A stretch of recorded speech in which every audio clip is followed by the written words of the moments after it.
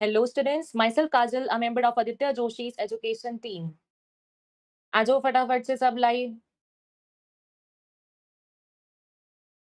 Hello everyone. Good evening everyone. Hello.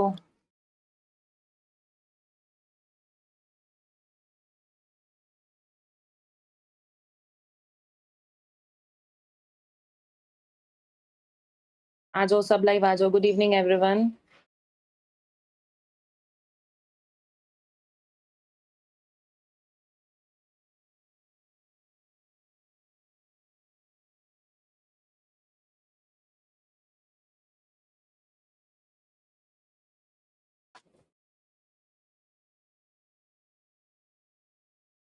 आ जाओ फटाफट से. Hello everyone. Good evening जागृति.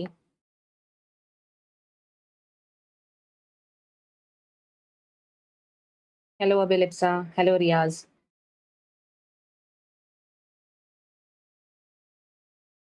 मॉलिक्यूलर बेसिस ऑफ इनहेरिटेंस जितना पढ़ाया था उतनी रिवीजन करी है.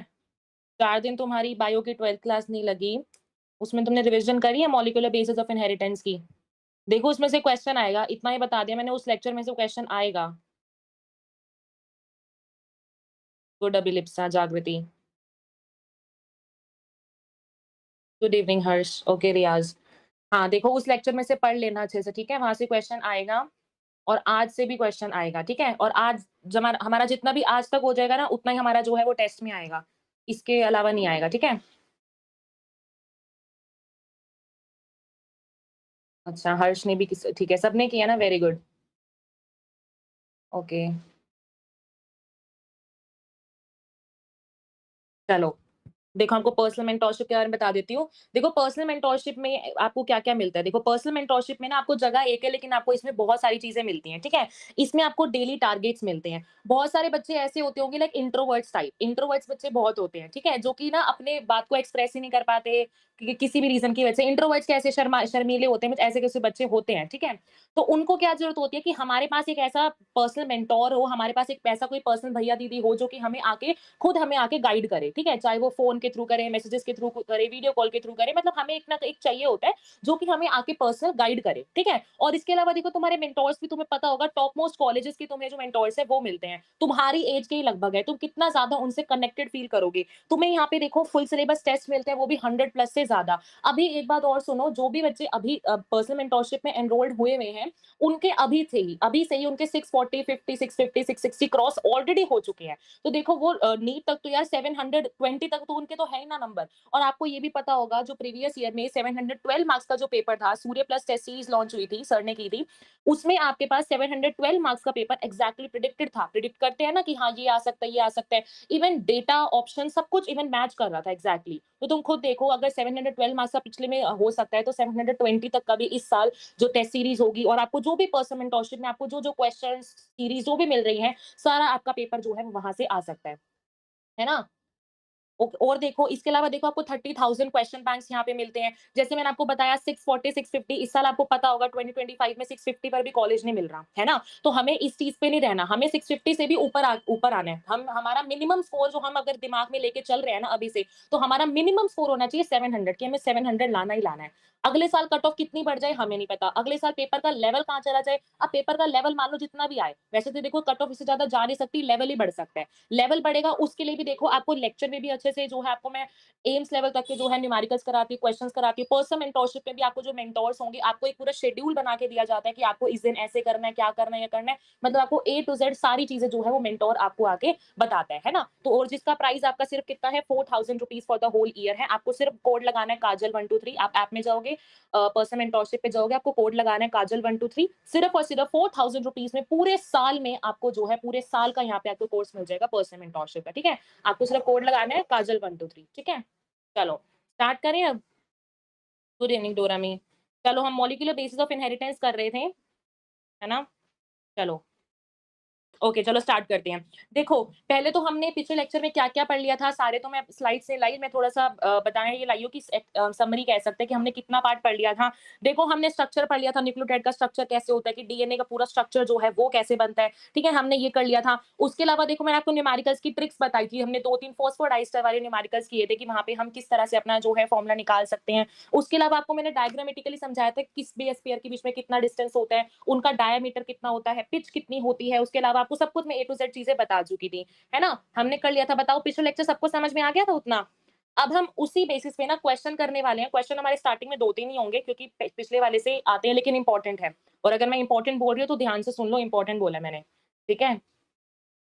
ठीक है ना? अच्छा, और जो हमारा देखो, अगर टाइम बचा तो मेसेल्सन स्टाइल एक्सपेरिमेंट हम करेंगे। उसके जो न्यूमेरिकल्स है ना, ट्रिकी जो भी आते हैं, उसके आपको मैं सिंपल सी ट्रिक के साथ ही बताऊँगी। लास्ट में हम इसके उसके भी करेंगे अगर हमारे पास टाइम बचा तो, ठीक है? चलो, अब इसके न्यूमेरिकल से स्टार्ट करें? बताओ, करें स्टार्ट? तो जागृति को आ गया था, डोरमी को आ गया था, ओके। ओके, चलो देखो, पहला क्वेश्चन देखो, यहाँ पे लिख रखा है, अगर एडेनाइन आपका 30% है तो कितना आपके पास थाइमिन और आपके पास ग्वानिन और साइटोसिन होगा। देखो, अगर आपको याद हो, हमने अगर यहाँ पे एक डाउट भी आया था, जैसे चार्गफ रूल वो हमने पढ़ा था। चार्गफ रूल हमारे पास क्या था, a plus D is upon में c plus t is equal to 1। That means हमने पढ़ा था कि जो प्यूरेंस होते हैं और जो पिरामिडेंस होते हैं वो हमेशा इक्वल रहते हैं। लेकिन डाउट एक आया था हमारे पास कि मैम ऐसे क्यों नहीं हुआ। ये अगर एनसीईआरटी में, जैसे एनसीईआरटी में ना एंड करके कुछ टर्म्स दे रखे हैं जो कि कंफ्यूजिंग थी, ठीक है? और ये भी डाउट आया था कि मैम ए हमेशा टी के इक्वल होता है। उस टाइम आपको ये नहीं पता था, मैं इसलिए अभी रुकी हुई थी ये डाउट बताने के लिए कि आपको यहाँ अब आज समझ आएगा ये ए इज इक्वल्स टू टी हम क्यों लिखते हैं, या फिर रूल अगर ऐसे है तो एनसीईआरटी में ऐसा क्यों लिख रखा है। पहली बात तो एनसीईआरटी से कंफ्यूज मत हो, वहाँ पे एंड में दे रखा है, तो एडेनिन और थाइमिन को इकट्ठे मत सोचो, ऐसे मत सोचो कि ऐसे है, उसमें नहीं है ऐसे। चार्गफ रूल होता यही है हमेशा, अगर क्वेश्चन आए तो चार्गफ रूल होता यही है, ठीक है? मेन जो होता है adenine is equals to thymine, वो चीज अलग है, वो चीज देखो हमारी अब यूज होगी। जी, उसमें क्या होता है देखो, हमें पता है कि अगर मान लो हमारे 2 डीएनए के स्ट्रैंड्स हैं, अगर यहाँ पे एडेनाइन है तो उसके रेसिप्रोकेट में क्या आता है, सी आता है, सॉरी टी आता है। अगर हमारे पास सी है तो उसके रेसिप्रोकेट में जी आता है। अब अगर मान लो मैं बोलूँ कि मेरे एक स्ट्रैंड के ऊपर, मान लो मेरे एक स्ट्रैंड के ऊपर, मान लो मैंने बोला थाइमिन है, इधर वाले स्ट्रैंड के ऊपर मैंने बोला एडेनाइन है। अगर मैं बोल दूँ मेरे पास एडेनाइन 2 है और थाइमिन मेरे पास 3 है, तो क्या उनमें बॉन्ड हो पाएगा? हमें पता है अगर 2 स्ट्रैंड होते हैं तो इनमें यहाँ पे एडेनाइन है, थाइमिन है, तो इनके बीच में बॉन्ड बनने होते हैं, डबल बॉन्ड, और जी और सी के बीच में ट्रिपल बॉन्ड, इतना हम पढ़ चुके थे प्रीवियस लेक्चर में। तो बॉन्ड बनना होता है, और इनके बॉन्ड बनने की वजह से हम हमेशा कहते हैं कि जितना आपका क्वेश्चन में, मान लो जैसे एडेनिन मुझे यहाँ पे 30% दे रखा है, अगर मुझे एडेनिन 30 दे रखा है तो मैं थाइमिन को भी यहाँ पे 30 ही लिखूंगी। यहाँ पे आप कह सकते हो एडेनिन थाइमिन इक्वल होता है, लेकिन चार्गफ रूल में ऐसा काम हम नहीं करेंगे। चार्गफ रूल में ऑलवेज याद रखो purine is equal to pyrimidine. आपका डाउट था इसलिए मैंने क्लियर कर दिया। तो क्या है, एडेनिन आपका 30 है तो थाइमिन भी आपके पास 30 होगा। फिर लिख रखा है what will the percent of thymine, guanine and cytosine. बिल्कुल सिंपल है, यहाँ पे परसेंटेज में दे रखा है। परसेंटेज का मतलब हमने यहाँ पे कंसीडर करा कि हमारे पास 100 एट द टोटल हम लेके चल रहे हैं। अगर हमारे पास एडेनाइन 30 है, थाइमिन 30 है, 60 तो हमारा यहीं चला गया, बचा कितना 40। और हमें पता है अगर एडेनाइन थाइमिन इक्वल है तो साइटोसिन और ग्वानिन जो हमारा है वो भी तो इक्वल होगा ना। तो 40 को भी डिवाइड कर दो, 40 को भी 20 भी डिवाइड कर दो, इसको भी 20 भी डिवाइड कर दो, तो हमारा आंसर यहाँ पे सिंपल सा आ जाएगा। थाइमिन मेरा 30 है, एडेनाइन मेरा 30 है, साइटोसिन मेरा 20 है और ग्वानिन मेरे पास 20 है। सिंपल डिवाइड एंड रूल करा है हमने, 100 को डिवाइड करके चले हैं। हाँ देखो, सबने आंसर ही बता दिया था, वेरी गुड जागृति अभिलिप्सा, ठीक है। ठीक है ना? हाँ, ये क्वेश्चन सिंपल सा था, ये तो हो जाता है ना? मैंने आपको बस इससे मैंने थोड़ा ये क्वेश्चन इसलिए लाई हूँ क्लियर करने के लिए, चार्गफ रूल में और एडेनिन थाइमिन जो इक्वल क्वेश्चन आया था, डाउट आया था, वो मैंने क्लियर करा है बस, ठीक है? चलो, चलो नेक्स्ट क्वेश्चन देखते हैं, यहाँ पे लिख रखा है। अच्छा, मुझे एक बात भी करनी है, लास्ट में सारे रुक के जाना, कोई नहीं जाएगा आज बीच में से। ठीक है, चलो देखो, short DNA segment has 80 thymine and 90 guanine. कह रहे हैं कि आपके पास 80 थाइमिन है और आपके पास 90 जो है वो ग्वानिन है, तो कितने मेरे पास इन टोटल न्यूक्लियोटाइड होंगे, कितने आपके पास टोटल न्यूक्लियोटाइड होंगे, आपसे ये क्वेश्चन पूछा है। देखो, पहली बात हमेशा याद रखो, मैंने आपको बताया था न्यूक्लियोटाइड क्या होता है। जब मेरे पास किसी शुगर के पास की शुगर था, ये मेरे पास जब नाइट्रोजनस बेस इसके साथ जुड़ता था, यहाँ पे जब नाइट्रोजनस बेस जुड़ता था, वो मेरे पास पूरा क्या बन जाता था, न्यूक्लियोसाइड बन जाता था। और जब मेरे पास यहाँ पे फॉस्फेट भी आके जुड़ जाता था तो मेरे पास बन जाता था न्यूक्लियोटाइड। अब आपसे क्वेश्चन पूछा हुआ है न्यूक्लियोटाइड कितने होंगे। देखो, जितने तुम्हारे नाइट्रोजनस बेस होंगे उतने ही तो तुम्हारे न्यूक्लियोटाइड होंगे ना, क्योंकि अनटिल एंड अनलेस तुम्हारा अगर नाइट्रोजन बेस तुम्हारे पास जब तक नहीं जुड़ा, तो तुम्हारे पास अगर फॉस्फेट जुड़ रहा है नहीं जुड़ रहा, तुम्हारे पास न्यूक्लियोटाइड बन ही नहीं सकता। तो इन शॉर्ट मैं कह सकती हूँ जितने तुम्हारे पास नाइट्रोजनस बेसेस होते हैं उतने ही मेरे पास न्यूक्लियोटाइड होते हैं। अब क्वेश्चन देखो, लिख रखा है मेरे पास 80 थाइमिन है। अगर मेरे पास 80 थाइमिन है तो मेरे पास 80 ही एडेनाइन होंगे, ये तो बात क्लियर। 80 थाइमिन है तो 80 ही एडेनाइन होंगे। और मेरे पास यहाँ पे है, अगर मान लो मेरे पास 90 ग्वानिन है, तो मेरे पास 90 ही तो साइटोसिन होंगे ना। अब क्या है, इन चारों को ऐड कर लो, इन चारों को आप यहाँ पे ऐड कर सकते हो, चारों को ऐड करोगे, सिंपल मेरे पास नंबर निकल के आ जाएगा, मेरे पास इतने नंबर ऑफ न्यूक्लियोटाइड्स हैं, ठीक है। देखो जो हमने प्रीवियस लेक्चर में पढ़ा था उसके बेसिस पे हम न्यूमेरिकल्स कर रहे हैं, ठीक है। ये बिल्कुल सिंपल से न्यूमेरिकल्स आते हैं, इसलिए कोई ट्रिकी न्यूमेरिकल्स नहीं है। एम्स के में न्यूमेरिकल्स ले आती कोई फायदा नहीं होता, क्योंकि एम्स में इससे तो आया ही नहीं है, ठीक है ना। बाकी हम करते हैं, लेकिन इसका कोई इंपॉर्टेंट है, लेकिन बहुत सिंपल से आते हैं। मेन जो ट्रिकी न्यूमेरिकल्स आते हैं वो शुरू होते हैं हमारे मिसेल्सन स्टार एक्सपेरिमेंट से, वो हम करेंगे। गुड, ठीक है। अभिलिप्सा प्राची, ठीक है, चलो। नेक्स्ट देखो, नेक्स्ट क्वेश्चन आता है हमारे पास, बेस रेशियो क्या होता है। देखो, हाँ देखो, हमने क्या पढ़ा था, हमने चार्गफ रूल में क्या बताया मैंने आपको, a प्लस डी अपॉन में c plus D is equals to 1, that means purines is equals to pyrimidines। लेकिन जहां आपको कंफ्यूजन होती है ना, वो ही उसी को हम कहते हैं बेस रेशियो। मैं सिंपल कह सकती हूँ कि मेरे पास बेस रेशियो क्या होता है, ये देखो बेस रेशियो मेरे पास क्या होता है, इससे देखो क्वेश्चन आता है, यही आपका जो है AIPMT में बेस रेशियो से क्वेश्चन आता था। बेस रेशियो क्या होता है आपके पास, a plus t is equal upon में g प्लस सी, इसको हम कहते हैं बेस रेशियो। ऑपोजिट है, वहां है a प्लस डी, लेकिन बेस रेशियो क्या होता है, a प्लस टी अपॉन में g प्लस सी। अब देखो क्वेश्चन है, मुझे क्या दे रखा है यहाँ पे कि अगर मेरे पास बेस रेशियो मेरे पास 0.03 है और अमाउंट ऑफ 80 मेरे पास 30,000 है, तो जी से कितना होगा, पुट करो सीधा। ये मेरे को दे रखा है यहाँ पे 80 मुझे दे रखा है 30,000, है ना, और बेस रेशियो मुझे दे रखी है 0.3, यहाँ से g प्लस सी निकाल लो, मेरे पास आंसर आ जाएगा, ठीक है। कभी कभी डायरेक्टली ऐसे भी क्वेश्चन आता है कि बेस रेशियो निकाल के बताओ, अगर a प्लस सी इतना है, या फिर सिंपली बोलो कि एडेनाइन और थाइमिन का इतना है और मेरे पास ग्वानिन साइटोसिन का इतना है, तो वहां से डायरेक्टली क्वेश्चन आता है कि बेस रेशियो कितना होगा। तो बेस रेशियो हम कैसे निकालते हैं, इस तरीके से अपनी बेस रेशियो को निकालते हैं, ठीक है। बताओ समझ में आया बेस रेशियो क्या होता है। बस जहां पे तुम्हें कंफ्यूजन होती है ना कि हम ए और टी होता है, ए या जी होता है, बस उसी को हम बेस रेशियो कह देते हैं। तुम्हारी कंफ्यूजन का नाम क्या है, बेस रेशियो, ठीक है। अच्छा ठीक है, सबको समझ में आ गया, ओके, ठीक है। तो देखो न्यूमेरिकल्स हमारे उस पोर्शन से इतने थे। अब हम स्टार्ट करेंगे अपना most complex topic which is basically और डीएनए पैकेजिंग। हम स्टार्ट करेंगे अपना डीएनए पैकेजिंग, करें स्टार्ट। बताओ डीएनए पैकेजिंग, हाँ ठीक है, ठीक है। चलो देखो डीएनए पैकेजिंग। अब क्या है हमारे पास, देखो हमें पता है हमारा जो न्यूक्लियस है ना, हमारा जो न्यूक्लियस है वो बहुत छोटू सा है। जो न्यूक्लियस है, हाँ सबका ठीक है, जागृति प्राची अभिलिप्सा, हमारा जो न्यूक्लियस है ना वो बहुत छोटू सा है। लेकिन जो डीएनए है हमें पता है, अगर हम ह्यूमंस की बात करें तो ह्यूमंस के केस में क्या होता है, डीएनए जो होता है वो कितना होता है मेरे पास, 2.2 मीटर का होता है। दैट मींस मेरा न्यूक्लियस छोटू सा है, 10-15 मीटर लगभग का होता है, और मेरे पास जो डीएनए है वो 2.2 मीटर का, इतना ज्यादा मेरे पास जो है वो बड़ा है। तो किस तरह से हम अपने न्यूक्लियस के अंदर डीएनए को फिट कर पाते हैं, तो अपने डीएनए को फिट करने के लिए एक न्यूक्लियस के अंदर हमें उस डीएनए की पैकेजिंग करनी पड़ती है, कि हम डीएनए को फोल्ड करें, मरोड़ मरोड़ के हमें किसी ना किसी तरह से न्यूक्लियस के अंदर अपने डीएनए को फिट बिठाना पड़ता है। और ये जो हम डीएनए के अंदर फिट बिठाते हैं, यूकैरियोट्स में, प्रोकैरियोट्स में, दोनों अलग अलग तरीके से होता है। प्रोकैरियोट्स सबको पता है क्या होते हैं, जिनके पास मेम्ब्रेन बाउंड ऑर्गेनेलीज नहीं होती, क्लास 11th में आपने पढ़ा होगा, है ना। तो दोनों में क्या होता है, अलग अलग क्राइटेरिया फॉलो होता है पैकेजिंग के लिए। देखो सबसे पहले क्या है, स्टार्टिंग में ही एनसीईआरटी की स्टार्टिंग में आपको एक चीज दे रखी है यहाँ पे फॉर्मूले के लिए, वहां पे लिख रखा है, देखो हम सबको, अगर आप, अच्छा हमने टेबल लर्न करी है, मुझे बताना, चलो तुमने देख ना लिया हो। मुझे एक बात बताओ, ई कोलाई के अंदर मेरे पास कितने बेस पेयर्स होते थे, अगर तुमने टेबल लर्न की होगी तो तुम्हें पता होगा कि कितने हमारे पास जो है बेस पेयर्स होते थे, किसके अंदर, ई कोलाई के अंदर। बताओ, तुम्हें वैसे देख भी लिया होगा, बताना। अच्छा प्रीवियस क्वेश्चन समझ, अभी बताती हूँ। चलो तुम तब तक बताओ, मैं प्रीवियस क्वेश्चन बताती हूँ आदित्य सिंह को। चलो देखो, हाँ देखो प्रीवियस क्वेश्चन में क्या था आदित्य, देखो यहाँ लिख रखा है बेस रेशियो आपको दे रखा है 0.03। हम नॉर्मल चार्गफ रूल बोलते हैं, ये चार्गफ रूल सबको पता है ना, हमारा चार्गफ रूल होता है ये। लेकिन बेस रेशियो अलग फॉर्मूला है, बेस रेशियो जो है वो अलग फॉर्मूला का आता है। बेस रेशियो क्या होता है हमारे पास, a plus T upon G plus C, मतलब इसकी जगह टी आ जाता है और नीचे, मतलब सिंपल में बोलूं, सिंपल हमारे पास क्या होता है, ऊपर जो है थोड़ी सी रेशियो चेंज हो जाती है, और फिर कुछ भी नहीं करा। यहाँ पे हमने रेशियो लिखी, बेस रेशियो हमें क्वेश्चन में गिवन था, जी ए प्लस टी का कंटेंट भी हमें क्वेश्चन में गिवन था 30,000, जी प्लस सी निकालना था, जी प्लस सी बस मल्टीप्लाई डिवाइड तो करना है, सिंपल वहां से आ जाएगा। बताओ समझ में आया देते हैं हम। अभिलिप्सा वेरी गुड, 4.6 इंटू 10 की पावर 6, ठीक है। तो अब हमारे पास क्या है, जैसे हमें पता है अपने डीएनए की, अगर हम यूकैरियोट्स की बात करें तो हमारे डीएनए की लेंथ 2.2 मीटर होती है, जो कि हमें पता है, इसलिए मैं वहां से क्वेश्चन नहीं लाई हूँ, ठीक है। डोरेमी जागृति, ठीक है, ठीक है। हम बात कर रहे हैं यहाँ पे इकोलाई की। इकोलाई का तुम बताओगे, देखो इकोलाई में हमें पता है कि हमारे पास नंबर ऑफ बेस पेयर्स होते हैं इतने, अगर तुमने टैबुलर फॉर्म में पढ़ा होगा तो तुम्हें याद होगा। और हमें पता है हमारे डिस्टेंस, दो बेस पेयर्स के बीच में डिस्टेंस कितना होता है, 0.34 नैनोमीटर का। देखो मैंने उस दिन तुम्हें टेबल यहाँ पे बताया था, डायग्राम में यहाँ बताया था मैंने कि दो बेस पेयर्स के बीच में होता है तुम्हारा डिस्टेंस 0.34 नैनोमीटर का। और अगर मैं ऐसे बेसिस के बारे में बात करूँ तो उसका मेरे पास डिस्टेंस होता है 20 एंगस्ट्रॉम, या फिर सिंपल मैं कह सकती हूँ मेरे पास 2 नैनोमीटर का मेरे पास जो है डिस्टेंस रहता है। दोनों में कंफ्यूज मत होना, ऐसे बेसिस है तो अलग डिस्टेंस है, ऐसे बेसिस है तो अलग डिस्टेंस होता है। यहाँ पे जो हम फॉर्मूले की बात कर रहे हैं, यहाँ पे हम बात कर रहे हैं कि हमारे पास कंसेक्यूटिव बेसिस के बीच में डिस्टेंस कितना होता है, हमारे पास 0.34 नैनोमीटर का हमारे पास होता है ना? अब हमें बताना है length of DNA. Length of DNA निकालने का सिंपल फॉर्मूला होता है हमारे पास number of base pairs into में distance between any two base pairs. Formula क्या होता है लेंथ ऑफ डीएनए निकालने का? अब ये तो मैंने बताई ई कोलाई की।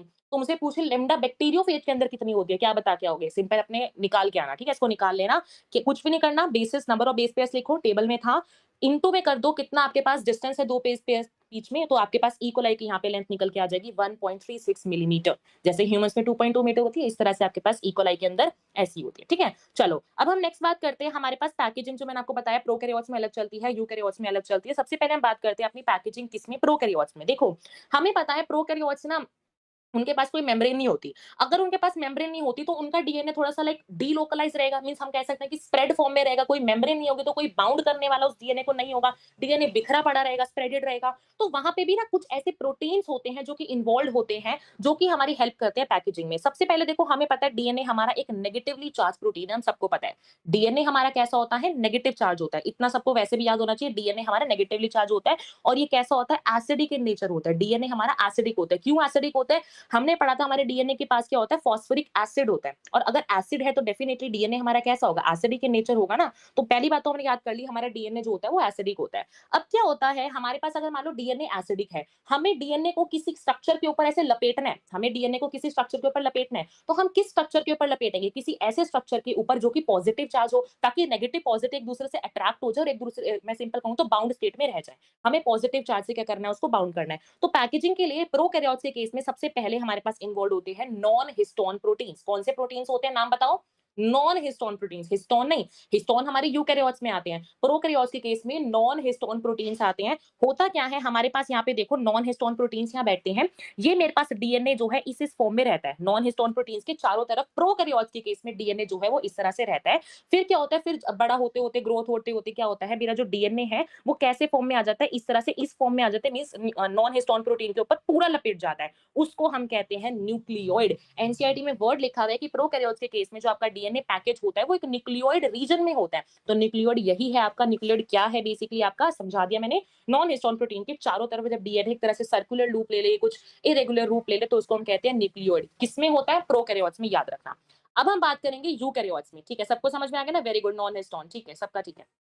चलो, नेक्स्ट हम बात करते हैं यूकैरियोट्स के बारे में। यूकैरियोट्स तो भाई हम सब यूकैरियोट्स हैं, हम सब में तो वेल ऑर्गेनाइज्ड चीजें हैं ना, हम सब में वेल ऑर्गेनाइज्ड चीजें हैं। तो क्या होता है, अब यूकैरियोट्स में क्या होता है, हम दो लेवल पे पैकेजिंग देखते हैं। पहले हम देखेंगे लो लेवल पे पैकेजिंग, फिर हम देखेंगे हाई लेवल पे पैकेजिंग। लो लेवल पे पैकेजिंग किस मदद से, किससे होती है? हमारे पास बेसिक प्रोटीन से। मैंने आपको बताया डीएनए नेगेटिव चार्ज है, वो किसके ऊपर लपटेगा? किसके ऊपर? हमारे पास किसके ऊपर? पॉजिटिवली चार्ज वालों के पास। तो दैट मीन्स में सिंपल, और हिस्टोन मेरे पास कैसे होते हैं? पॉजिटिव चार्ज होते हैं। हिस्टोन जो होते हैं मेरे पास पॉजिटिव चार्ज होते हैं। और हिस्टोन किसमें इंपॉर्टेंट रोल प्ले करते हैं? यूकैरियोट्स के केस में, प्रोकैरियोट्स में नहीं। यूकैरियोट्स के केस में हिस्टोन्स मेरे पास आते हैं।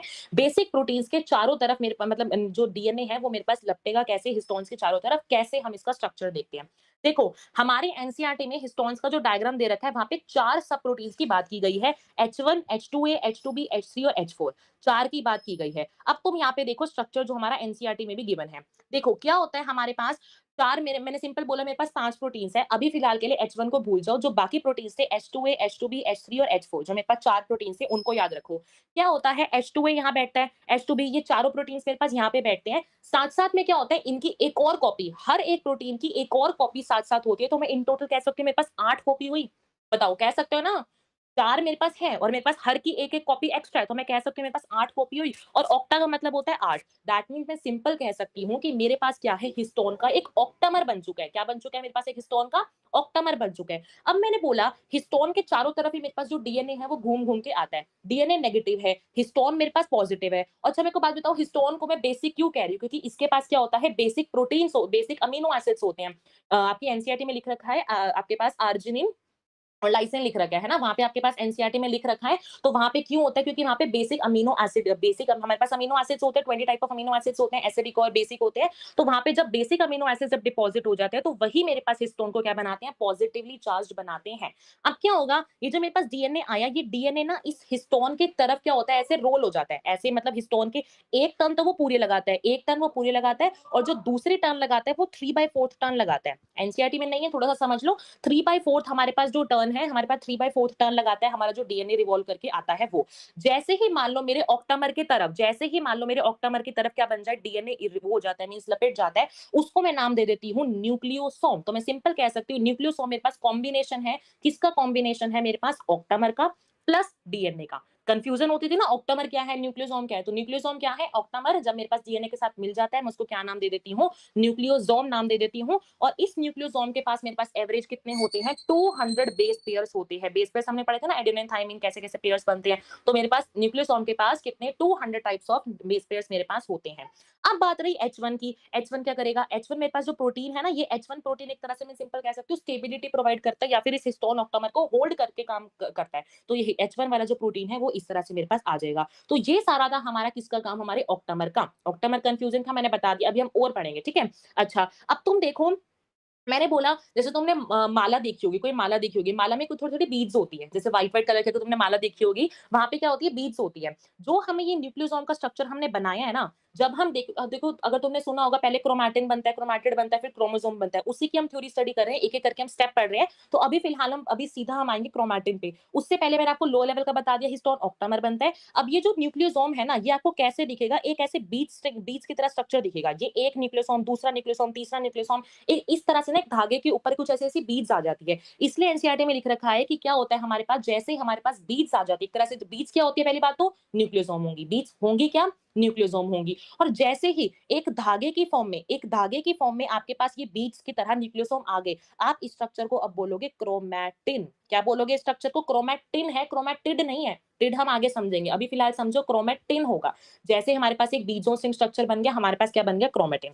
अब लो लेवल पे तो हमने पैकेजिंग की बात कर ली। अब हम बात करेंगे हायर लेवल पे। अब हायर लेवल पे फिर से वही प्रोटीन्स मेरे पास आ जाएंगे। कौन से प्रोटीन? नॉन हिस्टोन प्रोटीन्स, जो कि हमने अपने बात की थी, हमने प्रोकैरियोट्स में। अब हायर लेवल की पैकेजिंग के लिए मेरे पास आ जाएंगे यहाँ पे नॉन हिस्टोन वाले प्रोटीन्स आ जाएंगे, ठीक है? अब यहाँ पे देखो, जैसे ही हम यहाँ बता देती हूँ, ये देखो, जैसे ही मेरे पास मान लो नॉन हिस्टोन वाले प्रोटीन्स आ गए, अब क्या होगा? मेरे पास एक क्रोमैटिन से, एक देखो क्रोमोसोम कैसा होता है? क्रोमोसोम मेरे पास ऐसा होता है, और एक धागे को, मतलब एक स्ट्रैंड ऑफ क्रोमोसोम को हम क्या बोलते हैं? क्रोमैटिड बोलते हैं। क्या बोलते हैं? देखो, टिड और टिन में याद डिफरेंस कर लो। क्रोमैटिड बोलते हैं। जैसे ही आपके पास ये क्रोमैटिन बन गया, क्रोमैटिन कन्वर्ट होगा क्रोमैटिड में। क्रोमैटिड जो होता है, फिर आपको अगर थोड़ा-सा पता हो कि एस फेज में रेप्लिकेशन शो होती है, सेल डिवीजन थोड़ा-सा भी पढ़ा हो, उसके बाद अल्टीमेटली मेरे पास जाके क्या बन जाता है? क्रोमोसोम बन जाता है। तो इस पूरे स्ट्रक्चर का ये पूरा फिनोमेना है कि किस तरह से आपके पास एक्चुअल में जो आपके पास क्रोमोसोम्स हैं, वो बनते हैं। बताओ, पैकेजिंग सबको समझ में आई? फटाफट बताओ, मैं देखो एनसीईआरटी से बताऊँगी फिर। देखो, देखो हमने ये तो पढ़ लिया, मैंने आपको बता दिया किस तरह से हमने लेंथ कैलकुलेट करी। एनसीईआरटी का डायग्राम आप देख सकते हो, कन्फ्यूजन होती है, मैंने आपको एनसीईआरटी का डायग्राम अच्छे से बता दिया, है ना? उसके बाद देखो, न्यूक्लियोइड मैंने बताया था, ये होता है हमें प्रोकैरियोट्स के केस में। हिस्टोन्स बता दिया आपको किसमें होते हैं आपके पास? यूकैरियोट्स के केस में। ठीक है, सबको समझ में आ गया, वेरी गुड, ठीक है। ठीक है? उसके बाद देखो, बीड्स ऑन स्ट्रिंग स्ट्रक्चर मैंने आपको बता दिया, है ना? ठीक है, सबको समझ में आ गया ना? हायर लेवल के लिए हमें क्या चाहिए? हमारा नॉन हिस्टोन प्रोटीन्स आपको बता दिया। ठीक है? चलो अब एक क्वेश्चन कर लेते हैं, एक क्वेश्चन कर लेते हैं। करें? चलो एक क्वेश्चन देखते हैं। Calculate the number of chromosomes if there are 2.4 into 10 की पावर 6 बेस पेयर्स। बताओ, कर सकते हो ये तुम? बताना, बताओ। बताओ, देखो मैं सिंपल बताती हूँ, हमने क्या स्टडी करा है कि हमारे पास अगर 200 बेस पेयर्स, एक न्यूक्लियोसोम में कितने बेस पेयर्स? 200 बेस पेयर्स, मतलब 200 बेस पेयर्स, तो कितने हो गए मेरे पास? 1 न्यूक्लियोसोम में। एक के लिए कितने होंगे? और 2.4 इंटू 10 की पावर 6 के लिए यूनिटरी मेथड लगाओ, सिंपल सॉल्व हो जाएगा। कितने नंबर ऑफ न्यूक्लियोसोम्स तुम्हारे पास होंगे? सिंपल सा है, अगर 200 बेस पेयर्स तुम्हारे एक न्यूक्लियोसोम बना रहे हैं, तो इतने बेस पेयर्स तुम्हारे कितने न्यूक्लियोसोम्स बनाएंगे? सिंपल, कोई बात नहीं, इसको सॉल्व करते रहना, अभी टाइम वेस्ट मत करो, समझो, ठीक है? चलो, नेक्स्ट हम बात करते हैं हमारे क्रोमेटिन की। हम बात करते हैं यहाँ पे क्रोमेटिन की। क्रोमेटिन में मैंने बोला हमारे पास क्रोमेटिन बन गया जिसके अंदर बी-जॉन्सन स्ट्रक्चर वगैरह थे। अब ये जो क्रोमेटिन है ना हमारे पास 2 टाइप्स का होता है। कैसे 2 टाइप्स का होगा? एक होता है यूक्रोमेटिन, एक होता है हमारे पास हेटेरोक्रोमेटिन। 2 तरह के हमारे पास क्रोमेटिन होते हैं, ठीक है? अच्छा एक जैसे मान लो मैं सिंपल सी एक बात करूँ, मान लो मेरे पास एक धागा है, कंसीडर करो मान लो मेरे पास एक धागा है। अब क्या है कोई मेरे पास जो धागे को ये जैसे मान लो गुच्छे से है, ये मान लो कोई मेरे पास बिल्कुल लूज़ली है। मान लो कोई मेरे पास ऐसे धागे हैं जो कि लूज़ली अरेंज है। कुछ मेरे पास ऐसे हैं जो बहुत चिपकी-चिपकी तारे कंसीडर कर लो, वायर्स कंसीडर कर लो जो मेरे पास बहुत चिपकी-चिपकी हैं। तो उसी को कंसीडर करके चलो। यूक्रोमेटिन मेरे पास कैसे होता है कि मेरे पास ये ऐसा बेसिकली मेरे पास ऐसा क्रोमेटिन मटेरियल होता है जो कि मेरे पास लूज़ली अरेंज होता है, बहुत लूज़ली अरेंज होता है ना? और कैसा अगर मान लो कोई चीज़ आपके पास बहुत ऐसे बिल्कुल पास-पास है, बिल्कुल चिपकी हुई है, तो आपको डार्क कलर की दिखेगी। नेचुरली आपको वो डार्क कलर की दिखेगी। तो अब इसका बिल्कुल ऑपोज़िट करते जाओ। हेटेरोक्रोमेटिन आपके पास कैसा बाइंड होता है, बिल्कुल टाइटली बाउंड होता है और आपके पास ये डार्क स्टेन्ड होता है। और मुझे एक बात बताओ, अगर मान लो कोई इंडिविजुअल्स है, कोई इंडिविजुअल वो दूर-दूर बैठे हैं, आराम-आराम से बैठे हैं, मतलब बहुत गर्मी का टाइम है, बहुत आराम-आराम से आपके सारे जो इंडिविजुअल है बैठे हैं, तो वो अपना काम बहुत ज़्यादा एफिशिएंसी से कर पाएँगे अगर हम हेटेरोक्रोमेटिन से कंपेयर करें तो। मैंने क्या बोला, जो यूक्रोमेटिन है वो लूज़ली बैठे हुए हैं। अगर कोई इंडिविजुअल लूज़ली आराम से चौड़े होके बैठे हुए हैं, तो वो अपना काम और अच्छे से कर पाएँगे। तो यहाँ से याद कर सकते हो कि जो यूक्रोमेटिन होते हैं, वो मेरे पास एक्टिव होते हैं और जो हेटेरोक्रोमेटिन होते हैं, मेरे पास ये इनएक्टिव होते हैं। इनएक्टिव एक्टिव कैसे? ट्रांसक्रिप्शनली, हम बाद में अभी स्टडी करेंगे ट्रांसक्रिप्शन होता क्या है। फिलहाल समझ के चलो ट्रांसक्रिप्शनली एक्टिव कौन-सा होगा, ट्रांसक्रिप्शनली इनएक्टिव कौन-सा होगा। समझ में आया बताओ सबको? सबका आंसर ठीक है, very good. Abhilipsa, Jagriti, Dorami, Prachi, Eliza सबका आंसर ठीक है, वेरी गुड। बताओ ये सबको समझ आया? यूक्रोमेटिन, हेटेरोक्रोमेटिन बताओ? बताओ? फिर हम अपना स्टार्ट करेंगे, ठीक है? तुम एनसीईआरटी से भी रीड कर सकते हो। फिर हम स्टार्ट करेंगे अपने सारे एक्सपेरिमेंट्स बहुत अच्छे से करेंगे हम एक-एक एक्सपेरिमेंट को। करें स्टार्ट बताओ? ठीक है, अभिलिप्सा, जागृति, डोरामी ठीक है, ठीक है, ठीक है, चलो एक्सपेरिमेंट करते हैं। अच्छा, वैसे मुझे एक बात बताओ, मुझे ये डीजी21 और ये प्राची और बाकी तो सबका था। हाँ, यही बच्चे और मेरे पास रियाज़, ये सब मुझे बताओ, तुम्हें मैं सर मैम करके रिस्पेक्टफुली बोलूँ? बताओ, बताओ प्राची मैम, रियाज़ सर बताओ? तुम्हारा कोई कमेंट नहीं आया। देखो मैंने तुम्हें पिछले लेक्चर में बोला था तुम अपने हैशटैग्स यूज़ करके हैशटैग भी 3 बच्चों का आया, विलिप्सा का था, मीतू पांडे नाम से था और कोई अगस्त 11 नेम से कोई था। 3 मेरे पास हैशटैग्स आए। इवन तुम आंसर्स भी नहीं करते। आंसर्स भी मुझे कमेंट्स में नहीं मिलते। बताओ तुम्हें मैं आज से इसी नाम से बोलूँ, रियाज़ सर? लीज़ा का भी शायद नहीं था। लीज़ा मैम, हाँ, लीज़ा मैम बोलो, बताओ, बताओ, बताओ? हाँ, डोरा मैंने किया था, सुहासिनी नेम से मैंने देखा था। प्राची ने किया था? प्राची ने किया था? अच्छा चलो सॉरी, मैं देख लूँगी। रियाज़ का नहीं था। बताऊँ तुम्हें, अगर मैं इस नेम से रिस्पेक्टफुली बोलूँ, यार किस लिए देखो तुम्हारे लिए इतना एफर्ट ला रही हूँ मैं, देखो तुम्हारे लिए एम्स लेवल तक के क्वेश्चन कर ला रही हूँ तुम्हारे लिए, है ना? जेनेटिक्स में कितने अच्छे न्यूमेरिकल्स किए हैं, उसके बाद भी फिर नहीं होता। बताओ, बताओ? उसके बाद एक कमेंट में कितनी देर लगती है बताओ?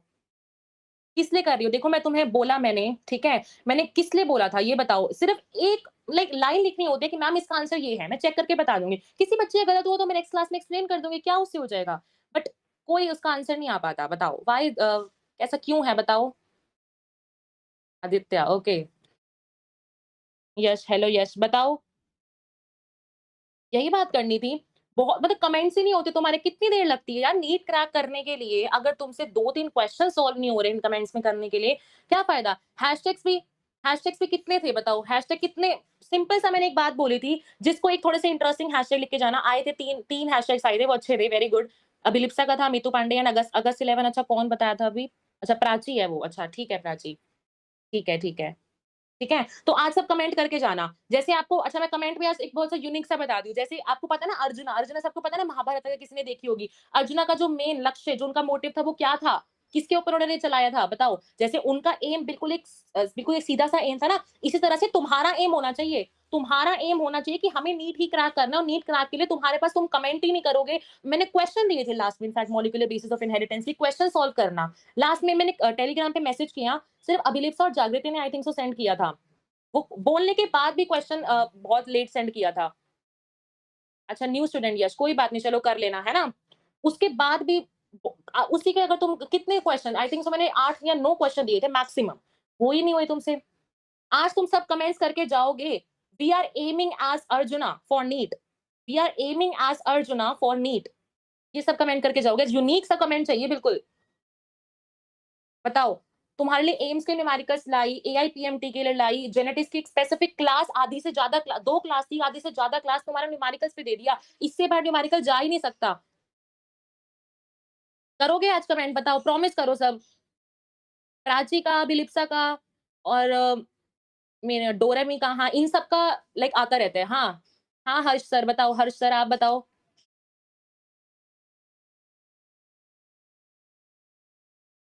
बताओ,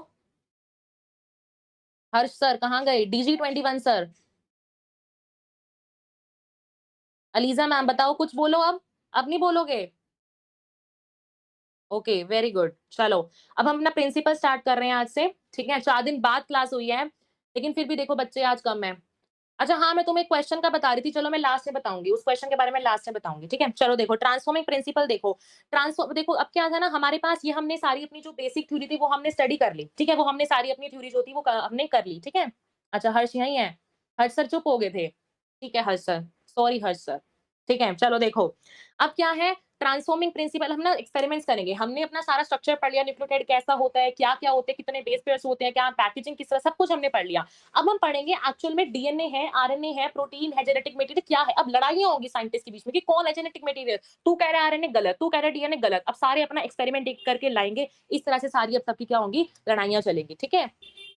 चलो, अब देखो ट्रांसफॉर्मिंग प्रिंसिपल में क्या होता है 1928 में सबसे पहला एक्सपेरिमेंट एनसीईआरटी का आता है, वो आता है ट्रांसफॉर्मिंग प्रिंसिपल। इतने अच्छे से क्लैरिटी से करेंगे, तुम्हारा सारे मैं एक्सपेरिमेंट्स पहली बात तो डायग्रामेटिकली समझाऊँगी, ठीक है? तो स्टे टिल द एंड। चलो देखो, ट्रांसफॉर्मिंग प्रिंसिपल पहली बात किसने दिया था? ग्रिफिथ ने दिया था। कौन से ईयर में दिया था? 1928 में, ठीक है? किसने दिया था? 1928 में दिया था। किस साइंटिस्ट ने दिया था? ग्रिफिथ ने दिया था। सारे कमेंट्स में मुझे बताओ, साइंटिस्ट के नाम अच्छे से याद करना है, कौन सा ईयर और उसके साथ-साथ जो है आप अपने साइंटिस्ट का नेम बताओ। चलो, बताओ, बताओ, ठीक है? तो क्या हाँ, बताओ, बताओ फटाफट से मुझे आंसर बताओ इसका। साथ-साथ कमेंट्स मुझे आंसर चाहिए। बताओ,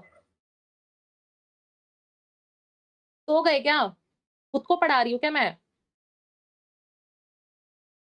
चलो देखो, ट्रांसफॉर्मिंग प्रिंसिपल किसने दिया था? ग्रिफिथ ने। हाँ, ठीक है बिलीव सर, ग्रिफिथ ने दिया था 1928 में दिया था।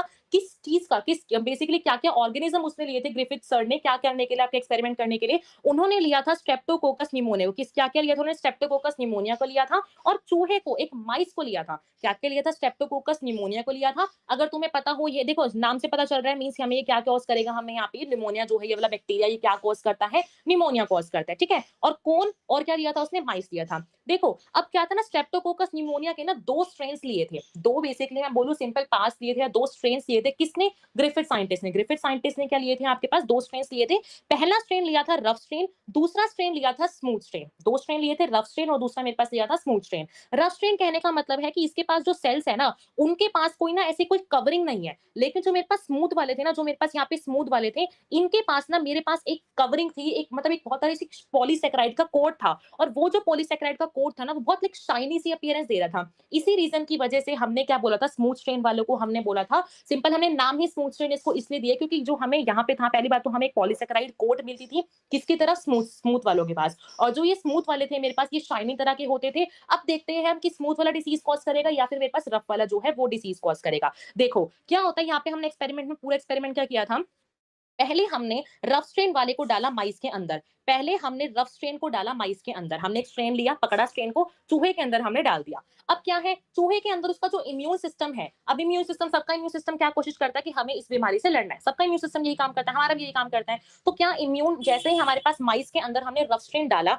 अब रफ स्ट्रेन के पास तो मुझे कोई कोटिंग नहीं मिलती। रफ स्ट्रेन के पास क्या होता है, मुझे कोई चारों तरफ कोटिंग नहीं मिलती। और अगर मुझे यहाँ पे कोई कोटिंग नहीं मिली तो इम्यून सिस्टम जो है वो रफ वाले स्ट्रेन को पहचान जाएगा और अल्टीमेटली जो है वो हमारी जो है डिसीजेस को बचा लेगा, मींस डिसीज होने नहीं देगा। कौन सी डिसीज? निमोनिया डिसीज को होने नहीं देगा, क्योंकि इम्यून सिस्टम जो माइस का था उसने अच्छे से पहचान लिया, है ना, उसने पहचान लिया। तो इसलिए हम कहते हैं कि जो जब हमारा जो रफ वाला स्ट्रेन होता है वो हमारा नॉन वायरुलेंट होता है, या फिर सिंपली बोलूं वो हमारा नॉन पैथोजेनिक होता है। मतलब जो हमारा रफ स्ट्रेन होता है वो कभी भी डिसीज कॉज नहीं करता। लेकिन उसी जगह पे ऑन दी अदर हैंड में बात करूं आपकी स्मूथ की, स्मूथ की तरफ क्या था, एक कोटिंग थी, एक प्रोटेक्टिव कोटिंग, सिंपल सी मान के चलो, वो कोटिंग करके बैठा है कि मैं, तो कोई भी आए यार मेरे पास, कोई भी आए, माइस का है, चूहे बिल्ली का है, कुत्ते कुत्ते का आए, जिसका भी मेरे पास इम्यून सिस्टम का काम आए, मैं तो बच के निकल जाऊँगा। इसका मतलब मैं किसी भी इंडिविजुअल के अंदर जाके डिसीज़ कॉज़ कर दूँगा, ठीक है? तो हम कह सकते हैं कि जो हमारा स्मूथ वाला होता है, वो कैसा होता है? वायरुलेंट। वायरुलेंट का दूसरा नाम मतलब पैथोजेनिक होता है। पहली बात दिमाग में इतना याद कर लो, स्मूथ वाला पैथोजेनिक होता है, रफ वाला non pathogenic. Smooth is pathogenic, rough is non pathogenic.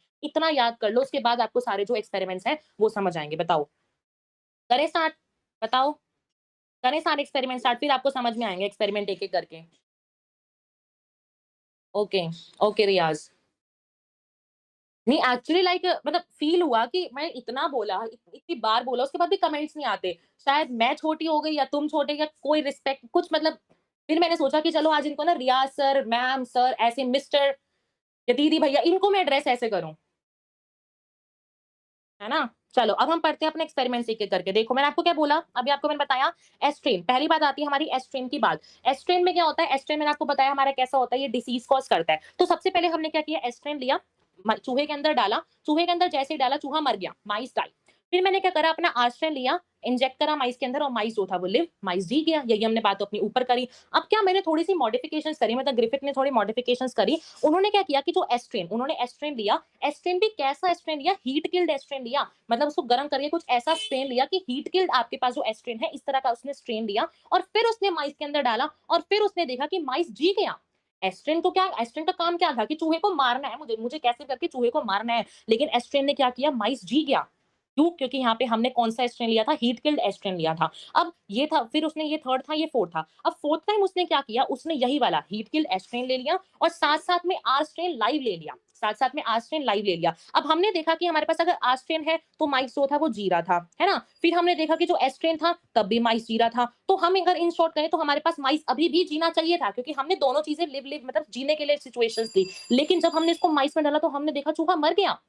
ऐसा कैसे पॉसिबल हो सकता है, जब हम दोनों लिव चीज़ें ले रहे हैं, तो लास्ट में चूहा मर कैसे गया? तो ये चीज़ वो थी, बहुत ज़्यादा कन्फ्यूज़ कर गई। तो इसलिए फिर क्या था, ग्रिफिथ ने एक चीज़ निकाली कि शायद कुछ ऐसा है जो कि मेरा इस एस वाले से, शायद कुछ ऐसा है कि जो मेरा इस एस वाले से ट्रांसफ़ॉर्म, मतलब मेरे पास क्या हुआ, एस वाले से मेरे पास कुछ ऐसा आर में चला गया, जिससे कि जो आर है वो अल्टीमेटली मेरे पास किस में कन्वर्ट हो गया, एस में कन्वर्ट हो गया। तो जो ग्रिफिथ ना, मेंडल नहीं, ग्रिफिथ ने क्या बोला कि कुछ ना कुछ ऐसा है जो कि हीट किल्ड आर वाले से मेरे पास किस में चला गया, हीट किल्ड आर वाले से मेरे पास कुछ ना कुछ, मतलब देखो वो प्रोटीन हो सकता है, डीएनए हो सकता है, आरएनए हो सकता है। अब इसकी लड़ाई हम आगे करेंगे, जो हमारा ओवरी वगैरह साइंटिस्ट है वो सब करेंगे। फिलहाल उसने उसने इतनी बात बोली कि अगर माइस अभी भी आपका मर गया, तो कुछ ना कुछ ऐसी चीज है जो कि ट्रांसफॉर्म हुई है किसी भी आपके पास, मीन्स हीट किल्ड वाले एस के से आपके पास जो है वो आर में आई है। तो उसने क्या बोला कि something pass down from S, heat killed वाले से आर में कुछ ना कुछ ऐसा आया है, जिसकी वजह से आपका जो बेसिकली जो माइस है वो पैथोजेनिक बन गया। और इसी प्रिंसिपल को उसने नाम दे दिया ट्रांसफॉर्मिंग प्रिंसिपल। ट्रांसफॉर्मिंग प्रिंसिपल समझ में आ गया क्या बोला था? ट्रांसफॉर्मिंग प्रिंसिपल था कि कुछ ना कुछ ऐसा है जो कि मेरा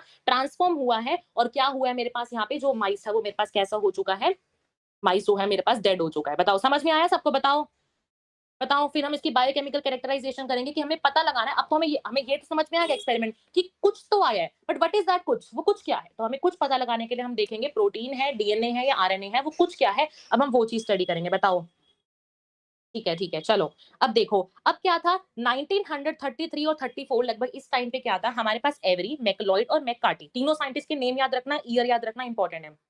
ये तीनों साइंटिस्ट आए, इन्होंने क्या किया, अब इनका काम था पता लगाना कि एक्चुअल में है क्या। इन्होंने क्या करा, हीट किल्ड, वही जो ऊपर हीट किल्ड वाला, उन्होंने क्या करा, वही हीट किल्ड वाला एस को उठाया।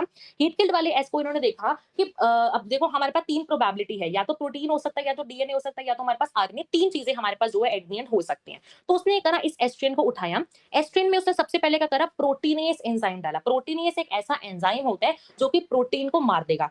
आरएनए एक ऐसा एंजाइम है जो कि आरएनए को मार देगा। डीएनए एक ऐसा एंजाइम है जो कि डीएनए को मार देगा। ये तीनों चीजें इनका काम होता है। अब क्या था, प्रोटीनेस, सबसे पहले एंजाइम लिया हमने प्रोटीनेस। एस देखो, एस जहां भी आए ना उसका मतलब होता है एंजाइम, ठीक है।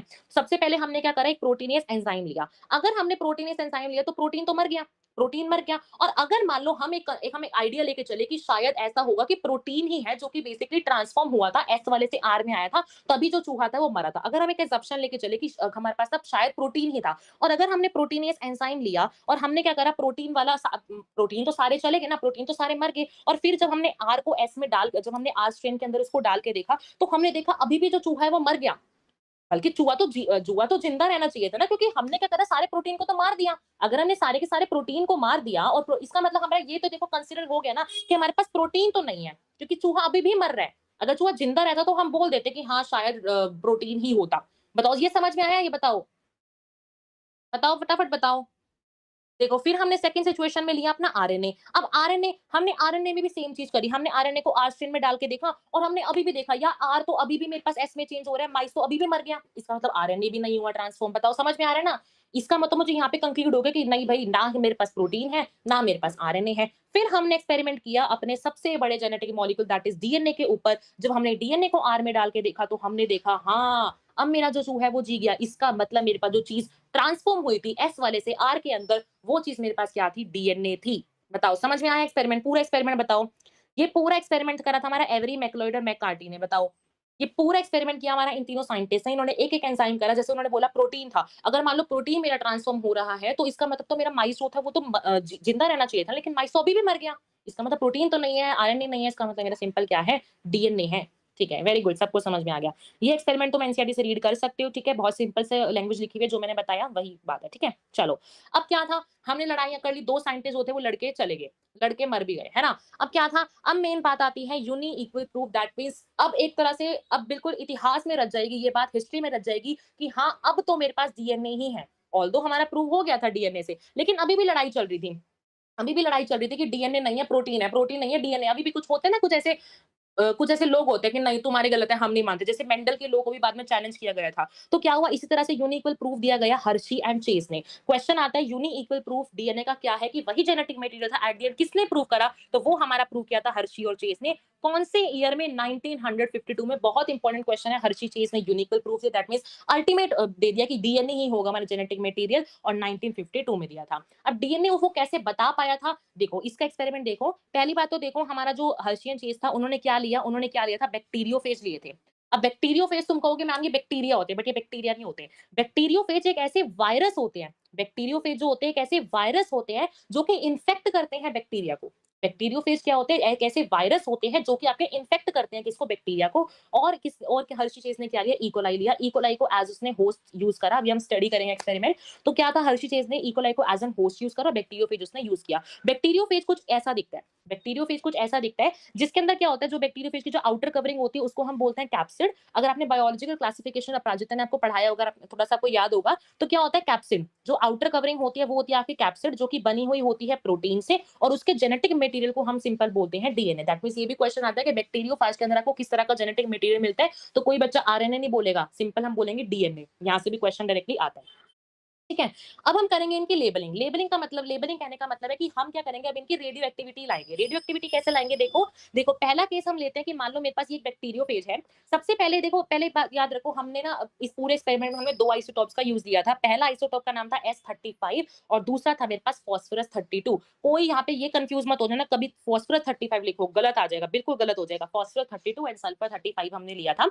ठीक है? जब हमने यहाँ पे लिया था, तो क्या हमने सिचुएशन करी, अब हमने लेबलिंग करनी है। लेबलिंग का मतलब हमें रेडियो एक्टिव बनाना है। एक केस में हम क्या करेंगे, रेडियो एक्टिविटी अपने इसको लाएँगे, दैट मीन्स जो कैप्सिड क्या था, बाहर वाला। एक केस में हम क्या करेंगे, अपने रेडियो एक्टिव किसको बनाएँगे, अपनी आउटर कवरिंग को, दैट मीन्स अपने प्रोटीन वाले पार्ट को, क्योंकि कैप्सिड प्रोटीन से मिलकर बनी हुई है। एक में हम क्या करेंगे, अपने एक में क्या करेंगे, हम अपने रेडियो एक्टिव किसको बनाएँगे, अंदर वाले डीएनए को। हम 2 पार्ट्स में करेंगे। जब हम अपने S35 का यूज़ करेंगे, तो वहाँ पे हम लेबलिंग, या फिर सिंपल मैं बोलूँ, वहाँ पे हम किसको रेडियो एक्टिव बनाएँगे, अपने प्रोटीन वाले पार्ट को। ये जो तुम्हें ग्रीन वाला पार्ट दिख रहा है, ये तुम्हारा रेडियो एक्टिव हो गया, है ना? और जब हम फास्फोरस वाला यूज़ करेंगे, तो हम रेडियो एक्टिव किसको बनाएँगे, अपने डीएनए को। क्योंकि अगर तुम्हें याद हो, जब मैंने डीएनए का स्ट्रक्चर बताया था, डीएनए के अंदर क्या था, किससे बना हुआ है, न्यूक्लियोटाइड से। न्यूक्लियोटाइड में और क्या आता है, फास्फोरस आता है। तो वहाँ से भी याद कर सकते हो, फास्फोरस सिंपल मेरा डीएनए, फास्फोरस जब होगा तो हम डीएनए को रेडियो एक्टिव करेंगे, जब हम सल्फर होगा तो हम प्रोटीन को रेडियो एक्टिव करेंगे। ठीक है? एनसीईआरटी में देखो यहाँ पे लिख रखा है आपके पास, यहाँ पे कि radio active virus contain radioactive phosphorus, तो वहाँ पे इसका मतलब हम रेडियोएक्टिव डीएनए लेंगे, और सल्फर के लिए हम प्रोटीन यूज़ करते हैं। डायरेक्टली आप यहाँ पे याद कर सकते हो, ठीक है? अब हम पढ़ेंगे अपना एक्सपेरिमेंट एक-एक करके, ठीक है? चलो करें एक्सपेरिमेंट। चलो, ठीक है डोरेमी, चलो देखो एक्सपेरिमेंट करते हैं।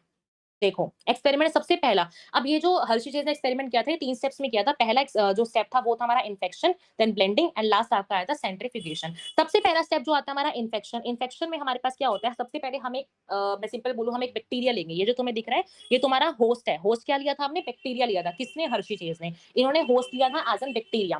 तो क्या था? इन्होंने एक बैक्टीरिया लिया, बैक्टीरिया के अंदर सबसे पहले एक ऐसा बैक्टीरियोफेज यूज़ करा। इन्होंने एक ऐसा बैक्टीरियोफेज यूज़ करा जिसका प्रोटीन रेडियो लेबल्ड था, जिसका प्रोटीन रेडियो लेबल्ड था। और जिसका प्रोटीन रेडियो लेबल्ड होता है, इसका मतलब हमने क्या यूज करा होगा? S35। आपको मैंने ऊपर बताया, टेबल भी ऐसे टेबल बना के सिंपल याद कर सकते हो।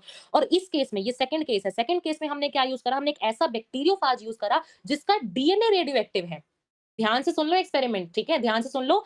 इस केस में हमने कैसा अपना यूज़ करा? जिसका डीएनए रेडियो एक्टिव है। तो सबसे पहले हमने क्या करना है? इन्फेक्शन कराना है। इन्फेक्शन का सिंपल सा मतलब हमें बैक्टीरियोफाज को लेके आना है। बैक्टीरियोफाज को हम जैसे ही लेके आए, नेक्स्ट स्टेप में हमारा होगा ब्लेंडिंग। देखो, आप अगर अपने बैक्टीरियोफाज को लेके आए, तो उसका जो जेनेटिक मटेरियल है, चाहे इस वाले के हम जेनेटिक मटेरियल की बात करें, चाहे इस वाले जेनेटिक मटेरियल की बात करें, इन दोनों का जेनेटिक मटेरियल है जो अंदर आ जाएगा। इन दोनों का जेनेटिक मटेरियल जो है वो अंदर घुस जाएगा। ये कंफ्यूज मत होना, ये बैक्टीरिया का नेचुरली रखेंगे। बैक्टीरिया के अंदर भी तो जेनेटिक मटेरियल होगा ना, तो ये उनका नेचुरली है। इन्फेक्शन वाली स्टेज में क्या हुआ? उनको जो जेनेटिक मटेरियल था वो आया। ठीक है, आपको दिख रहा है ब्लेंडिंग में ये अंदर आपका आ चुका है। अब क्या होगा? या तो आप इस स्टेप को ब्लेंडिंग बोलो या फिर आप इस स्टेप को एजिटेशन बोलो। एजिटेशन में क्या करते हैं? एजिटेशन का मतलब मान लो बिल्कुल ऐसे मतलब मिक्स मिक्स कर करके क्या करा हमने, क्या करना है हमने, ये जो वायरल कोट है ना, हम ये जो आपके वायरल कोट है, इसको हमें अपने बैक्टीरिया से अलग करना है। इनको बिछड़ जाना है, मतलब सिंपल समझ रहे हो ना? इनको बिल्कुल अलग कर देना है हमें। कैसे? कि हमें अपने इन वायरल कोड्स को, एनसीईआरटी में साफ-साफ वर्ड लिख रहा है कि हमें वायरल कोड्स को रिमूव करना है अपने ब्लेंडिंग वाले स्टेप में। तो हमने क्या करा? अपने वायरल कोड्स को सेपरेट कर लिया। अब इनका जो डीएनए है वो बैक्टीरिया के अंदर तो आ चुका है, इतना काम हमारा हो चुका है। थर्ड स्टेप आता है हमारे पास सेंट्रीफ्यूगेशन। देखो, अगर तुम जैसे दूध बॉयल करते हो तो हेवी मटेरियल ऊपर आ जाता है, मलाई ऊपर आ जाती है, दूध तुम्हारा नीचे रह जाता है। सेंट्रीफ्यूगेशन का जो होता है प्रिंसिपल यही होता है, ठीक है? अब क्या है, इस सेंट्रीफ्यूगेशन में ना हम एक काम करेंगे, ये चीज़ ध्यान से समझना। ये देखो, हमने क्या करा, एक अपनी टेस्ट ट्यूब टाइप एक कंटेनर टाइप लिया, तो हमने क्या करा अपने बैक्टीरिया, अब देखो बैक्टीरिया और बैक्टीरियोफेज में से, बैक्टीरियोफेज तो बेचारा गुम सा ही हो गया एक तरह से, अलग हो गए। तो बैक्टीरियोफेज जो होता है ना हमारा, ये होता है हल्का, और जो बैक्टीरिया होता है हमारा ये होता है भारी, हैवी। ठीक है? जो हमारा बैक्टीरिया होता है वो हैवी होता है, जो बैक्टीरियोफाज होता है वो हमारा हल्का-सा होता है। अब अगर बैक्टीरिया मेरे पास हल्का है, अगर मेरे पास बैक्टीरिया हल्का सॉरी हैवी है, तो मेरे पास बैक्टीरिया नीचे आ जाएगा, और बैक्टीरियोफाज कैसा है? हल्का-सा है, तो मेरे पास बैक्टीरियोफाज ऊपर आ गया। ग्रीन से मैंने इसको रिप्रेजेंट करा है, बैक्टीरिया को मैंने येलो से रिप्रेजेंट करा है। ठीक है? इसी तरह से दूसरे एक्सपेरिमेंट में भी देखो, यहाँ पे फिर काम तो वही चलेगा। ये मेरे पास हल्का, इसको मैंने ऊपर रख दिया, और जो मेरे पास बैक्टीरिया था इसको मैंने रख दिया नीचे। ठीक है? अब क्या है, इस एक्सपेरिमेंट में जो चीज़ नीचे बैठ जाती है उसको हम कहते हैं पिलेट, और जो चीज़ ऊपर रहती है उसको हम बोलते हैं सुपरनेटेंट। ये दोनों टर्म्स याद रखनी है, जो नीचे आ गए वो पिलेट होता है, जो ऊपर रहता है वो होता है हमारा हमारे पास सुपरनेटेंट। अब क्या था इस एक्सपेरिमेंट में हमने ऑब्जर्व करा कि जब हमने अपना S35 वाला यूज़ करा, तो मैंने देखा कि मुझे यहाँ पे सुपरनेटेंट के अंदर मुझे दो ना रेडियो एक्टिविटी दिखी। मुझे यहाँ पे क्या दिखा? मुझे सुपरनेटेंट के अंदर, देखो अगर तुम यहाँ पे एनसीईआरटी में डायग्राम देख सकते हो, देखो, यहाँ पे एनसीईआरटी का डायग्राम है, सेम डायग्राम बता के चल रही हूँ। समझ में आ रहा है ना सबको? समझ में आ रहा है सबको? ये बताओ पहले। बताओ, सो तो नहीं गए? सो तो नहीं गया ना कोई? बताओ, बताओ फिर अपना लास्ट स्टेप सेंट्रीफ्यूगेशन करेंगे। अच्छा, प्राची नहीं सोई, और तो कोई नहीं सोया? ठीक है, चलो देखो, अब क्या है सेंट्रीफ्यूगेशन, अच्छा सेंट्रीफ्यूगेशन बता दिया, भारी नीचे, ऊपर-ऊपर। अब देखो, मेरे को यहाँ पे मिला, जब मैंने इस स्टेप में देखा तो मुझे यहाँ पे सुपरनेटेंट के अंदर मुझे जो थी, मुझे क्या दिखा यहाँ पे? सुपरनेटेंट के अंदर मुझे वो दिखी अपनी रेडियो एक्टिविटी। और सुपरनेटेंट क्या था मेरे पास? वो मेरे पास बैक्टीरियोफाज था, दैट मीन्स मेरे पास बैक्टीरिया नहीं मिला। और इस केस में मैंने देखो दोबारा, ये वाला मेरे पास समझो, ये मेरे पास सेकंड सिचुएशन समझो। सेकंड सिचुएशन में मैंने देखा कि मेरे पास जो रेडियो एक्टिविटी थी ना, वो मुझे पिलेट में मिली, और पिलेट मैंने क्या लिया था? मेरे पास बैक्टीरिया। इसका मतलब मुझे साफ चीज पता चल गई कि बैक्टीरियोफेज से मेरे पास बैक्टीरिया के अंदर डीएनए आया था। हमें याद है बैक्टीरियोफेज से हमारे पास क्या आया था? अंदर हमारे बैक्टीरियोफेज से बैक्टीरिया के अंदर हमारे पास डीएनए आया था, और ये बैक्टीरिया मैंने क्या येलो से बनाया था, और इसी येलो के पास, दैट मीन्स इसी पिलेट के पास मेरे पास मुझे क्या दिखी? रेडियो एक्टिविटी मिली। इसका मतलब मुझे यहाँ पे कंक्लूड हो गया कि जब मैंने यहाँ पे मैंने फास्फोरस यूज किया था ना, इसका मतलब मुझे यहाँ पे कंक्लूड हो गया कि जब मैंने फास्फोरस लिया था ना, उस केस में मेरे पास रेडियो एक्टिविटी आई, और फास्फोरस का मतलब डीएनए। तो मुझे यहाँ से कंक्लूजन मिल गया कि DNA is the genetic material, not a protein. कि मेरे पास डीएनए जेनेटिक मटेरियल होता है, प्रोटीन नहीं होता। बताओ, समझ में आया? अच्छा आदित्य, ठीक है, दोबारा रिपीट कर देती हूँ, कोई बात नहीं, देखो। वेट, चलो देखो, दोबारा रिपीट कर रही हूँ, सुन लो, जिसको समझ नहीं आया दोबारा सुन लो, दोबारा सुन लो। ठीक है, डोरेमी नहीं सोई, अच्छा ठीक है, उठे हो ना? हाँ, उठे रहो। ठीक है, चलो देखो, पहला स्टेप देखो, इन्फेक्शन। देखो, दोबारा सुन लो। इन्फेक्शन में हम क्या करेंगे, अपना बैक्टीरियोफेज लाएँ। पहले केस में ऐसा बैक्टीरियोफेज लाएँगे जो कि किस तरह से लेबल्ड है, सल्फर से लेबल्ड है, ऊपर आपको बताया। और इस केस में हम कैसा अपना बैक्टीरियोफेज लाएँगे जिसका डीएनए रेडियो लेबल्ड है। और अगर डीएनए रेडियो लेबल्ड है तो इसका मतलब मैं यहाँ पे फास्फोरस का यूज़ कर रही हूँ ना, और यहाँ पे मैंने बोला प्रोटीन जिसका रेडियो लेबल्ड है, इसका मतलब मैं यहाँ पे सल्फर का यूज़ कर रही होंगी, ठीक है? नेक्स्ट स्टेप आते हैं मेरे पास ब्लेंडिंग। ब्लेंडिंग में क्या होगा, देखो इसका डीएनए जो था मेरे पास, पहली बात तो ये देखो, ये इसका डीएनए अंदर आ चुका है, ये इसका डीएनए बैक्टीरियोफेज का जो डीएनए जेनेटिक मटेरियल था वो अंदर आ चुका है, किसी ना किसी बैक्टीरिया के अंदर अब आ चुका है। अब बैक्टीरिया के अंदर आ गया। अब हमें ब्लेंडिंग स्टेप में क्या करना है, हमें इस वायरल कोड्स को अलग कर देना है, मींस इन दोनों के बीच में एक तरह से दीवार बना देनी है, हम इन दोनों को बिल्कुल अलग कर देना है। सेंट्रीफ्यूगेशन में क्या होता है, भारी चीज नीचे जाती है, हल्की चीज ऊपर आती है। अगर तुमने दूध उबाला हो कभी भी तो तुम्हें दिखता होगा, है ना? तो वहां पे क्या होता है, अब देखो मैंने क्या बोला, मेरे पास बैक्टीरिया जो था वो भारी होता है, जो बैक्टीरियोफेज होता है वो हल्का सा होता है। अगर मान लो मेरे पास जो बैक्टीरियोफेज है वो हैवी है तो ये नीचे चला जाएगा, ग्रीन वाला मैंने ऊपर बना लिया क्योंकि जो बैक्टीरियोफेज है वो हल्का है। इस सिमिलरली इस केस में भी देखो, यहाँ पे मेरे पास बैक्टीरिया हैवी है, नीचे चला गया, ये मेरे पास हल्का है, ये मेरे पास जो था वो ऊपर बैठ गया, ठीक है? अब मैंने यहाँ पे क्या ऑब्जर्व करा, ऊपर वाले को मैं बोलती हूँ सुपरनेटेड, नीचे भारी वाली चीज को मैं बोलती हूँ पेलेट, ठीक है? अब मैंने यहाँ पे ऑब्जर्व क्या करा, मैंने यहाँ पे देखा कि मेरे पास यहाँ पे ना फर्स्ट वाले केस में जब मैंने सल्फर यूज किया था, सॉरी, जब मैंने यहाँ पे सल्फर यूज़ किया था, मैंने ऑब्जर्व करा कि सल्फर वाले केस में मैंने देखा कि मेरे पास जो रेडियो एक्टिविटी थी वो मेरे को कहाँ मिली, ऊपर वाले में मिली। और ऊपर वाले का मतलब कि यहाँ पे मुझे इसमें मिली होगी, मींस बैक्टीरियोफेज के अंदर मिली होगी। ऊपर का मतलब तो यही है ना कि मेरे को रेडियो एक्टिविटी मिली यहाँ। लेकिन इस केस में मैंने देखा कि मुझे रेडियो एक्टिविटी अब मिल गई पिलेट के अंदर। पिलेट के अंदर के मतलब मुझे रेडियो एक्टिविटी मिल गई अपनी किसके अंदर, बैक्टीरिया के अंदर। इसका मतलब कि मेरे पास बैक्टीरियोफेज के अंदर से जब मेरे पास बैक्टीरिया में कोई चीज इंट्रोड्यूस हो चुकी है, इसका मतलब कि मेरे पास ऐसी क्या चीज थी जो कि मेरे पास इंट्रोड्यूस हो चुकी है। पहली बात तो डीएनए, क्योंकि मुझे बैक्टीरिया के अंदर रेडियो एक्टिविटी दिखी है, या फिर मैं सिंपली बोलूं मुझे पिलेट के अंदर रेडियो एक्टिविटी दिखी है। इसका मतलब मैं यहाँ से कंक्लूड कर सकती हूँ कि जो चीज मेरे पास अंदर यहाँ से ट्रांसफॉर्म हुई है, जो चीज मेरे पास आई है किसी होस्ट के अंदर, वो मेरे पास डीएनए है, प्रोटीन मेरे पास नहीं है। बताओ अब समझ में आया? बताओ, बताओ क्लियर हुआ? एनसीईआरटी का डायग्राम भी तुम देख सकते हो, रीड तुम कर सकते हो। बताओ, बताओ फटाफट बताओ, बताओ बताओ। ठीक है, ठीक है, आ गया समझ, ओके। चलो नेक्स्ट देखो।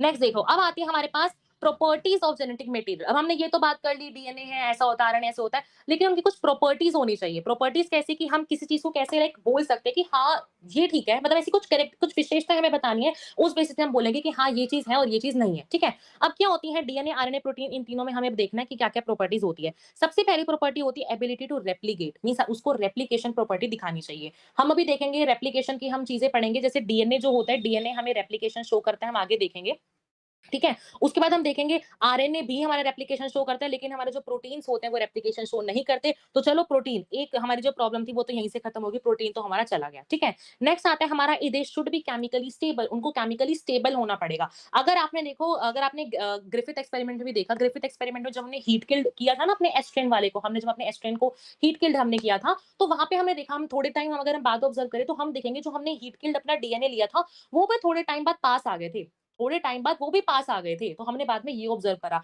तो इसका मतलब हम सिंपल कह सकते हैं कि केमिकली स्टेबल तो हमारा डीएनए है। केमिकली स्टेबल क्या है हमारे पास, डीएनए है, आरएनए नहीं होता। और अगर आपको याद हो प्रीवियस वीडियो अगर आपने देखी हो, मैंने आपको बताया था जो हमारी शुगर होती है, आरएनए के पास एक एक्स्ट्रा ओएच ग्रुप प्रेजेंट होता है। आरएनए की सेकंड पोजीशन पे, आरएनए की सेकंड पोजीशन पे एक एक्स्ट्रा ओएच ग्रुप प्रेजेंट होता है। इसी ओएच ग्रुप के प्रेजेंट होने की वजह से जो आरएनए होता है वो रिएक्टिव बन जाता है। और आपको पता होगा reactivity is inversely proportional to stability. अगर कोई चीज रिएक्टिव है तो वो स्टेबिलिटी कम दिखाएगी। तो मैं सिंपल कह सकती हूँ, अगर मैं अपने आरएनए को रिएक्टिव ज्यादा बोल रही हूँ इस ओएच वाले मॉलिक्यूल की वजह से, तो वो स्टेबल कम हो गया। ऑन दी अदर हैंड में सिंपल बोलो कि मेरे पास जो डीएनए है वो स्टेबल ज्यादा होगा, रिएक्टिव कम होगा। मेरे को वाइस वर्सा सिचुएशन जो है इसकी लेके चलो, है ना? थर्ड पॉइंट कहता है स्लो चेंजेस, उसको धीरे धीरे चेंजेस दिखाने चाहिए म्यूटेशन के लिए। पहली बात तो म्यूटेशन शो होनी चाहिए, दैट मींस इवोल्यूशन किसी चीज को दिखाना चाहिए। अगर मान लो कोई चीज आज भी ऐसी है 10 साल बाद भी ऐसी हो तो क्या फायदा, कोई फायदा नहीं ना।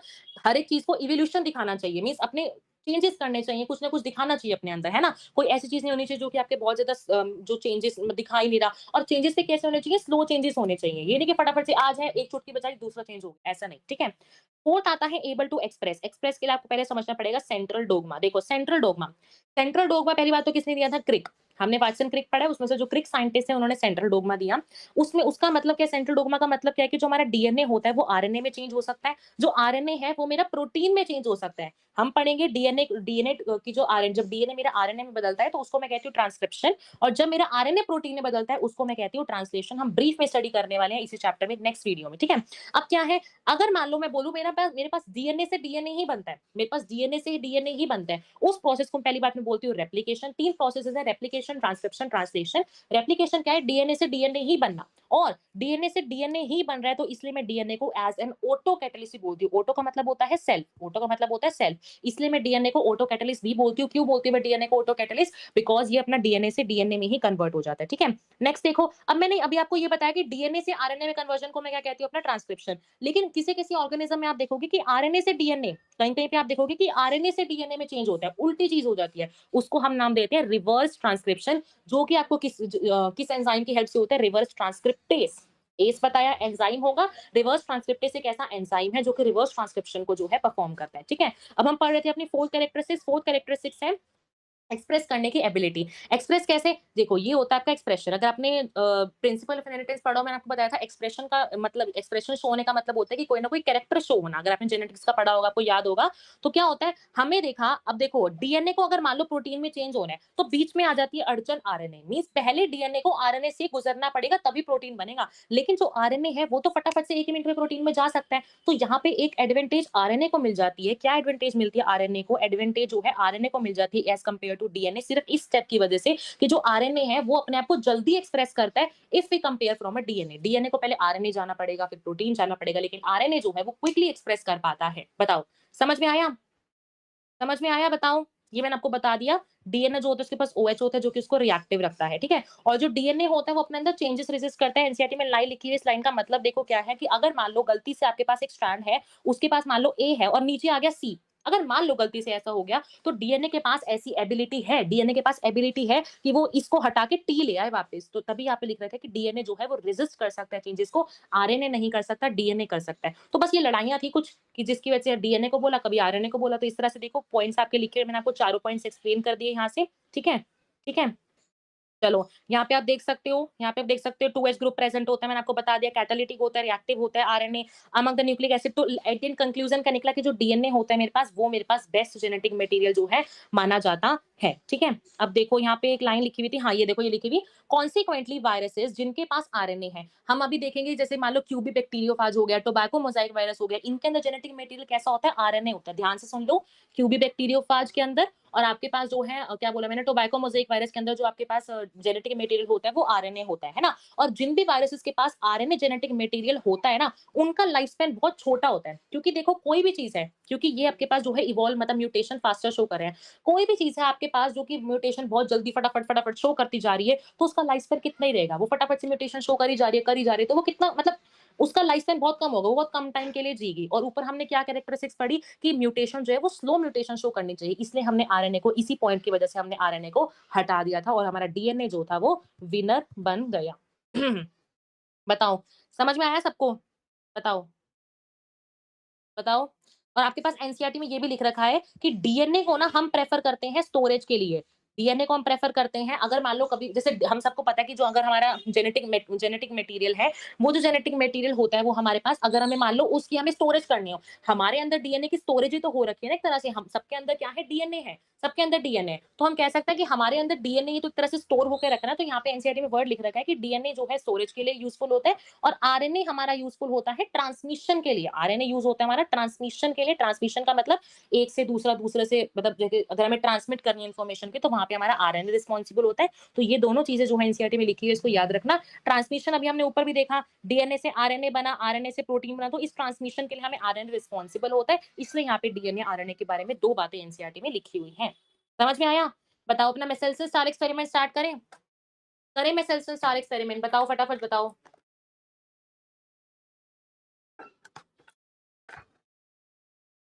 क्वेश्चन भी करेंगे, न्यूमेरिकल्स करेंगे अपने मेसेल्सन साल के। बताओ, फटाफट बताओ, स्टार्ट करें? ठीक है, चलो देखो।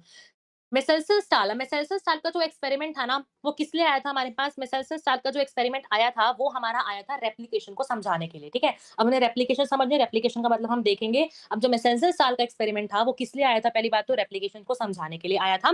क्या था रेप्लिकेशन में? हमने पढ़ना है semi conservative. Semi conservative nature का मतलब है, सेमी का मतलब आधा, कंजर्वेटिव का मतलब किसी चीज को बचा के रखना, है ना? और ये किसने दिया था? डीएनए रेप्लिकेशन का जो पूरा मॉडल था, किसने दिया था? वाटसन एंड क्रिक ने। वाटसन एंड क्रिक ने, मुझे एक बात बताओ, वाटसन एंड क्रिक ने जो आपका हेलिकल मॉडल था कौन से ईयर में दिया था? कोई बताएगा मुझे कौन से ईयर में दिया था? पिछले लेक्चर में आपको बताया था मैंने, बताना कौन से ईयर में दिया था? बताओ।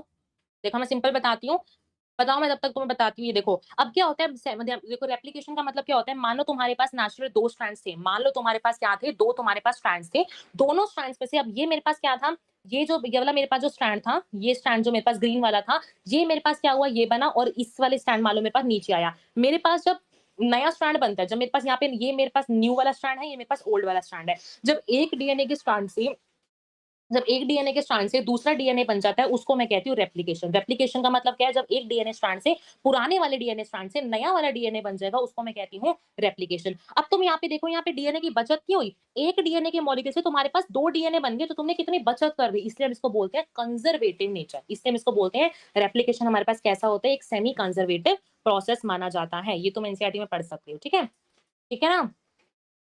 1953 वेरी गुड प्राची, अभिलिप्सा, डोरेमी, ठीक है 1953 वेरी गुड, रिवीजन करके आई हो, ठीक है। बस कमेंट्स नहीं करते। क्या लिख के जाओगे इस कमेंट से बताना? एमिंग एज़ अर्जुना फॉरनी, ठीक है? वेरी यूनिक, ठीक है? चलो, देखो अब यहाँ पे देखो मेसेंसर स्टाइल एक्सपेरिमेंट। अब हम यहाँ पे एक्सपेरिमेंट करते हैं, अपना एक्सपेरिमेंट पढ़ते हैं। देखो, एक्सपेरिमेंट में क्या था, ध्यान से समझना, ये एक्सपेरिमेंट ध्यान से समझना, इसका न्यूमेरिकल आता है, कन्फ्यूजिंग आता है। एनसीईआरटी में 80 मिनट्स तक दे रखा है, लेकिन मैं तुम्हें जितने टाइम तक पूछे तुम्हें बताने का मैं तरीका बताऊंगी, ठीक है? कैसे फटाफट से तुम निकाल सकते हो, ठीक है? चलो देखो, मेसेंसर स्टाइल एक्सपेरिमेंट देखो, ये एक्सपेरिमेंट ही हम करेंगे, रेप्लिकेशन आज नहीं हो पाएगा, एक्सपेरिमेंट ही हम करेंगे, ठीक है? तो ध्यान से सुनना, ये देखो क्या आता है एक्सपेरिमेंट में। देखो सबसे पहले क्या करा हमने, एक प्लेट ली, एक हमने कल्चर प्लेट ली, उसमें हमने ई कोलाई को ग्रो करवाया। हमने कल्चर प्लेट ली, उसमें हमने ई कोलाई को क्या कराया, उसमें हमने ई कोलाई को ग्रो करवाया और उस ई कोलाई के अंदर हमने कौन-सा आइसोटोप, हमने देखो आइसोटोप जो होते हैं नाइट्रोजन के, वो 2 होते हैं। एक होता है N14, एक होता है हमारे पास N15। लेकिन हमने इस एक्सपेरिमेंट में जो आपके मेसेल्सन और स्टार एक्सपेरिमेंट थे, पहली बात तो ये आपका याद रखना 1958 में आया था, ईयर भी इंपॉर्टेंट है, ठीक है? तो क्या था हमारे पास, ये जो हमारे पास था, हमने यहाँ पे क्या यूज़ करा, अपना नाइट्रोजन 15 वाला आइसोटोप हमने यूज़ किया था। कौन-सा अपना, और जो कि ये कैसा आइसोटोप था, हेवी आइसोटोप था। जभी भी हम इस वाले एक्सपेरिमेंट N14 बोलेंगे, उसका मतलब होगा लाइट आइसोटोप। जब हम बोलेंगे N15, उसका मतलब होगा हमने हेवी आइसोटोप को यूज़ करा। अब हमने क्या करा, मैंने बोला हमने प्लेट ली, उसके अंदर हमने ई कोलाई को ग्रो करा दिया और हमने अपना आइसोटोप लगा दिया। अब मैंने देखा जो ई कोलाई के अंदर जो डीएनए था, वो किसमें ट्रांसफॉर्म हो जाएगा, इस अब जो ई कोलाई का डीएनए है वो ऐसा बन जाएगा। दैट मीन्स वो ई कोलाई का डीएनए है, अब उसके ऊपर ये वाले जो है आइसोटोप्स आके बैठ जाएँगे। ये वाले N15 वाले, क्योंकि हमने मीडियम कैसा प्रोवाइड करा है, N15। ध्यान से सुन लो, ये हमने प्रोवाइड करा है मीडियम। आगे तुम्हारे पास क्वेश्चन आएँगे कि तुम्हारे जब तुम N14 वाला मीडियम दे दोगे, तब तुम्हारे पास क्या-क्या चेंजेस आएँगे। तो वहाँ पे कन्फ्यूज़ नहीं होना, इसलिए हम यहाँ पे समझ के चलो, हमने जब N15 वाला मीडियम दिया, तो हमारे पास कैसे डीएनए बन गए, ई कोलाई के अंदर N15 वाले, ठीक है? अब मैंने आपको बताया N15 वाला जब हमने मीडियम लिया। अच्छा, अब वही बात आती है सेंट्रिफ्यूगेशन की। सेंट्रिफ्यूगेशन हमने क्या देखा था कि जो हेवी चीजें होती हैं वो नीचे चली जाती हैं और जो हमारे पास लाइट चीजें होती हैं वो हमारे पास ऊपर रहती हैं, है ना? अब यहाँ पे देखो, यहाँ पे हमने ना एक सेंट्रिफ्यूगेशन ट्यूब ली। हमने क्या लिया, यहाँ पे एक सेंट्रिफ्यूगेशन ट्यूब ली। इस ट्यूब के अंदर, और हमने यहाँ पे ग्रेडियंट भी कैसा लिया, हमने यहाँ पे ग्रेडियंट यूज करा है caesium chloride gradient. Caesium chloride gradient का मतलब, मान लो तुमने एक मिक्सी ली, उसमें तुमने क्या करा, मिक्सी के अंदर तुमने सीजियम क्लोराइड भर भर के डाल दिया, और जो अब मान के चलो कि जो तुम्हारा भारी वाला सीजियम था वो तुम्हारा नीचे बैठ गया, जो तुम्हारा हल्का वाला सीजियम था वो ऊपर रह गया। सिंपल सा ये मतलब समझ के चलो। तो यहाँ पे जब एक्सपेरिमेंट किया गया, तो यहाँ पे पहली बात तो कौन सा ग्रेडियंट लिया गया था, वेरी इंपॉर्टेंट, सीजियम क्लोराइड का ग्रेडियंट लिया गया था, जिसके अकॉर्डिंग क्या था। अब देखो मैंने तुम्हें बताया, यहाँ पे अभी ऊपर बताया ना N15 के 2 बने थे। N15 कैसे थे, हैवी थे। हैवी चीज कहाँ बैठेगी, नीचे बैठेगी। ये समझ के चलो, ट्यूब है और ट्यूब के नीचे आपके पास क्या बैठ जाएगा, आपके पास जाके सीजियम बैठ जाएगा। मतलब सिंपल मैं कह सकती हूँ, सीजियम जो भारी वाला है, जो भारी वाला सीजियम है वो इधर आ जाएगा, और जो हल्का वाला सीजियम है वो मेरे पास नीचे बैठ जाएगा। बताओ समझ में आ रहा है सबको? बताओ, बताओ, सुन रहे हो ना तुम? सुन रहा है ना तू? बताओ, बताओ, बताओ, बताओ।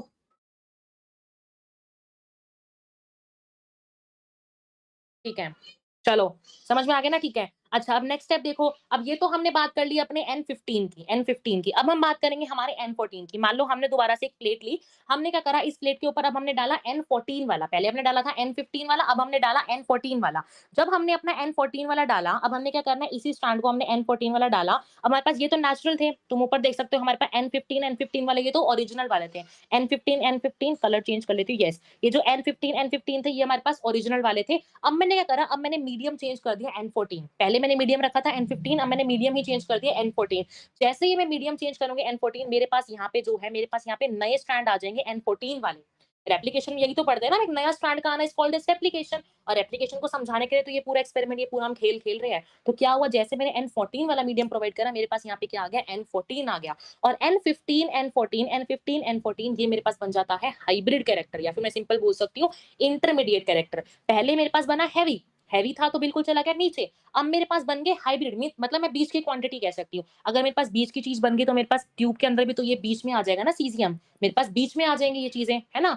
फिर मैंने क्या करा, अच्छा ये देखो ये भी बात याद रखना, ई कोलाई का जो जनरेशन टाइम होता है वो होता है 20 मिनट्स। जैसे तुमने ईस्ट में पढ़ा होगा, ईस्ट का होता है 90 मिनट्स। सिमिलरली जो ई कोलाई का होता है वो होता है 20 मिनट्स, ठीक है? अब क्या है, ई कोलाई ने जब 20 मिनट्स बात करा तो उसके पास 2 जो थे उसको हाइब्रिड कैरेक्टर मिले। ठीक है? अब क्या करा, ये चीज़ हमें मिल गई। अब हमने सोचा चलो 20 मिनट बाद और करा के देखते हैं। साइंटिस्ट ने सोचा चलो 20 मिनट बाद और करा के देखते हैं, मीन्स इन टोटल बोलो तो हम उसने साइंटिस्ट ने सोचा हम 40 मिनट लगा के फिर अपने जनरेशन को स्टडी करते हैं। और मीडियम अभी भी हमने कौन-सा प्रोवाइड कर रखा है, N14 ही प्रोवाइड कर रखा है। जब हमने N14 को स्टडी करा तो इसके जब N14 स्टडी करते हैं तो हमारे पास एक और नया पैरेंटल स्ट्रैंड आता गया, आता गया। हमारे पास एक और नया पैरेंटल, कौन-सा नया पैरेंटल आया था, N14 वाला पैरेंटल हमारे पास एट द एंड जो है वो आता रहा। तो इस तरह से अब देखो, अभी तुम इसमें देखो, देखो यस यहाँ पे देखो, जब हमने अपना 40 मिनट्स के बाद देखा, 40 मिनट्स के बाद देखो हमारे पास N14, हमारे पास 2 हाइब्रिड बन गए यहाँ पे, और हमारे पास जो थे 2 हमारे पास लाइट बन गए। लाइट वाले अगेन हमारे पास चले जाएँगे नीचे की ऊपर की साइड, और हमारे पास जो इंटरमीडिएट वाले थे वो आ जाते हैं बीच में, और जो हमारे पास हेवी वाले होते हैं वो हमारे पास चले जाते हैं एट द एंड। बताओ, ये ट्यूब का समझ आया? ये ट्यूब की बातें समझ नहीं आती? बाकी जो ये पूरा एक्सपेरिमेंट है मैं दोबारा एक बार करके बताऊँगी। बताओ, यहाँ बता देती हूँ तुम्हें, देखो बताओ।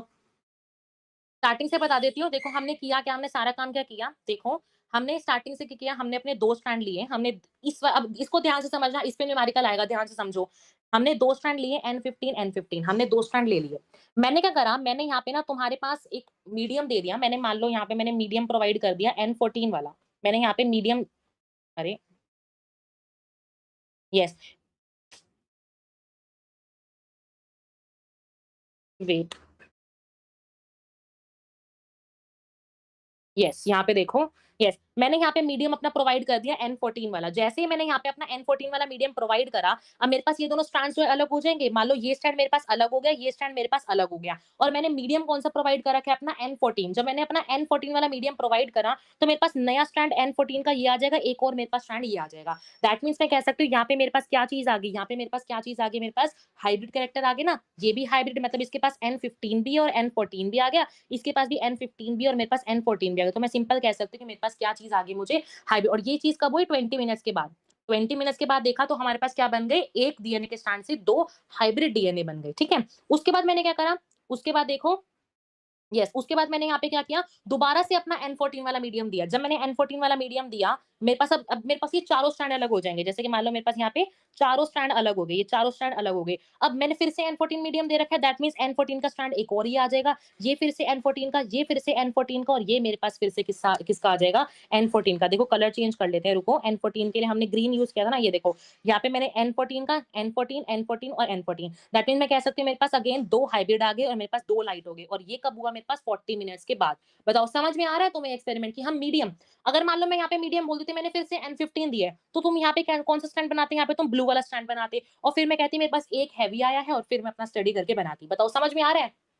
ठीक है, समझ में आ रहा है ना? तो इस तरह से हम ना जनरेशन टू जनरेशन अपना देखते जाते हैं, ठीक है? तुम यहाँ पे भी देख सकते हो, ठीक है, वेरी गुड, सबको डोरेमी को समझ आया? अच्छा, जागृति प्रियंका, ठीक है।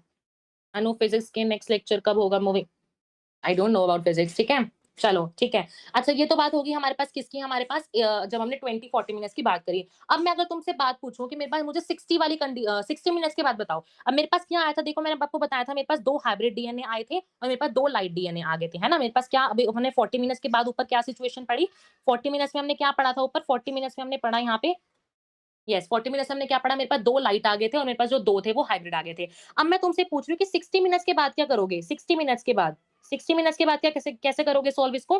60 मिनट्स के बाद दोबारा से अब सारे स्ट्रैंड देखो, 20 मिनट्स के पास बने 2, 40 मिनट्स के बाद बन गए 4, 60 मिनट्स के बाद बन जाएँगे हम यहाँ पे 8, है ना? इनकी जनरेशन भी तो बढ़ती जाएगी ना। कैसे जनरेशन बढ़ेगी यहाँ पे भी तुम समझ सकते हो। सिंपल सा यहाँ पे देखो, अपने माइंड में भी कर सकते हो वैसे, लेकिन तुम्हें फर्स्ट टाइम मैं तुम्हें बता देती हूँ। ठीक है? मान लो ये सारे के स्ट्रैंड, सारे जो मेरे पास स्ट्रैंड थे वो अलग हो गए।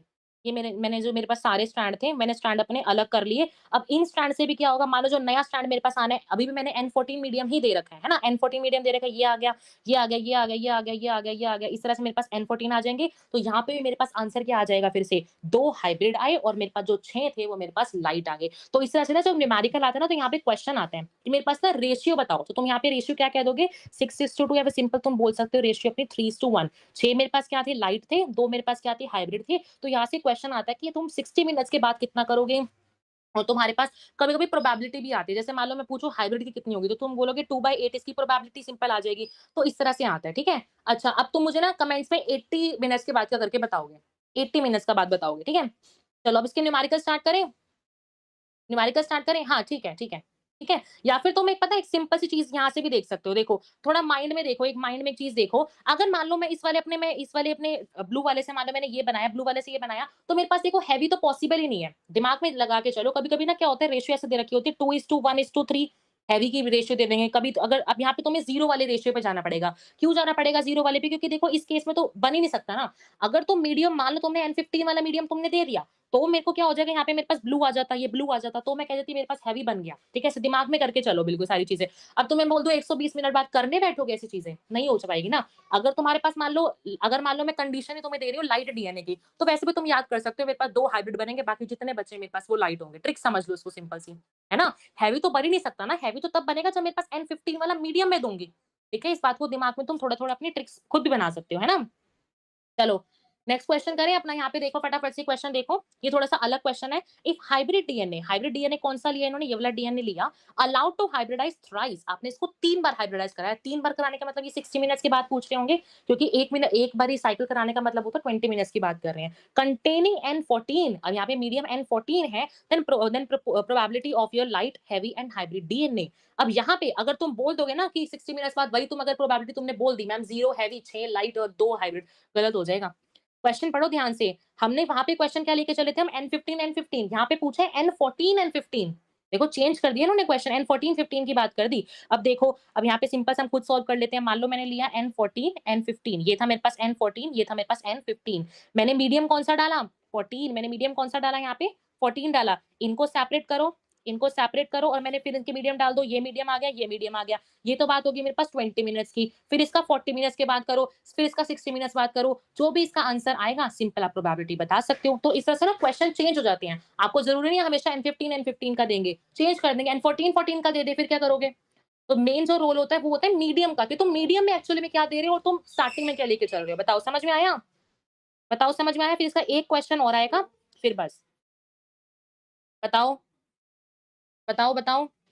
लास्ट क्वेश्चन देखते हैं चलो यहाँ पे देखो यहाँ लिख रखा है 10 इकोलाई सेल 10 आपके पास इकोलाई है जिनके पास आपके आपके पास क्या है N15 डबल स्ट्रैंडेड है N15 डबल स्ट्रैंडेड क्या दिया इसका मतलब आपके पास N15 के आपके पास 2 होंगे इसका मतलब यहाँ पे 15 की बात कर रहे हैं इन्होंने साफ साफ बता दिया N15 डबल स्ट्रैंडेड है इसका मतलब हम लेके यहाँ पे क्या चल रहे हैं 15 लेके चल रहे हैं वो भी 10 ठीक है उसके बाद यह बोल रही है कि आपके पास मीडियम कौन सा अभी भी N14 आप देख सकते हो N14 मीडियम आपने अभी भी N14 लिया 60 मिनट्स की बात कर रहे हैं तो पूछ रहे हैं कितने आपके पास ऐसे इकोलाई होंगे जो कि कंप्लीटली फ्री होंगे आपके N15 से कंप्लीटली फ्री होने का मतलब आपसे क्या पूछ रहे हैं 14 वाले पूछ रहे हैं ना कंप्लीटली फ्री का मतलब 14 वाले पूछ रहे हैं 14 का मतलब आपसे लाइट पूछ रहे हैं और अभी हमने ऊपर देखा कि जब हम अब अगर हम मान लो एक इकोलाई की बात करें तो हमारे पास 60 मिनट्स के बाद अभी ऊपर आपको बताया 60 मिनट्स के बाद हमारे पास कितने लाइट आए थे 6 आए थे 10 अगर ये बात थी एक इकोलाई की अगर मान लो मैं 10 इकोलाई की बात करूं तो मेरे पास कितने आ जाएंगे यहाँ पे 60 आ जाएंगे तो मेरा आंसर यहाँ पे कितना हो जाएगा 60 बताओ तो इस तरह से क्वेश्चन मॉडिफाई होकर आता है कि 5 यहाँ से आपका जो क्वेश्चन है वो मॉडिफाई होके आता है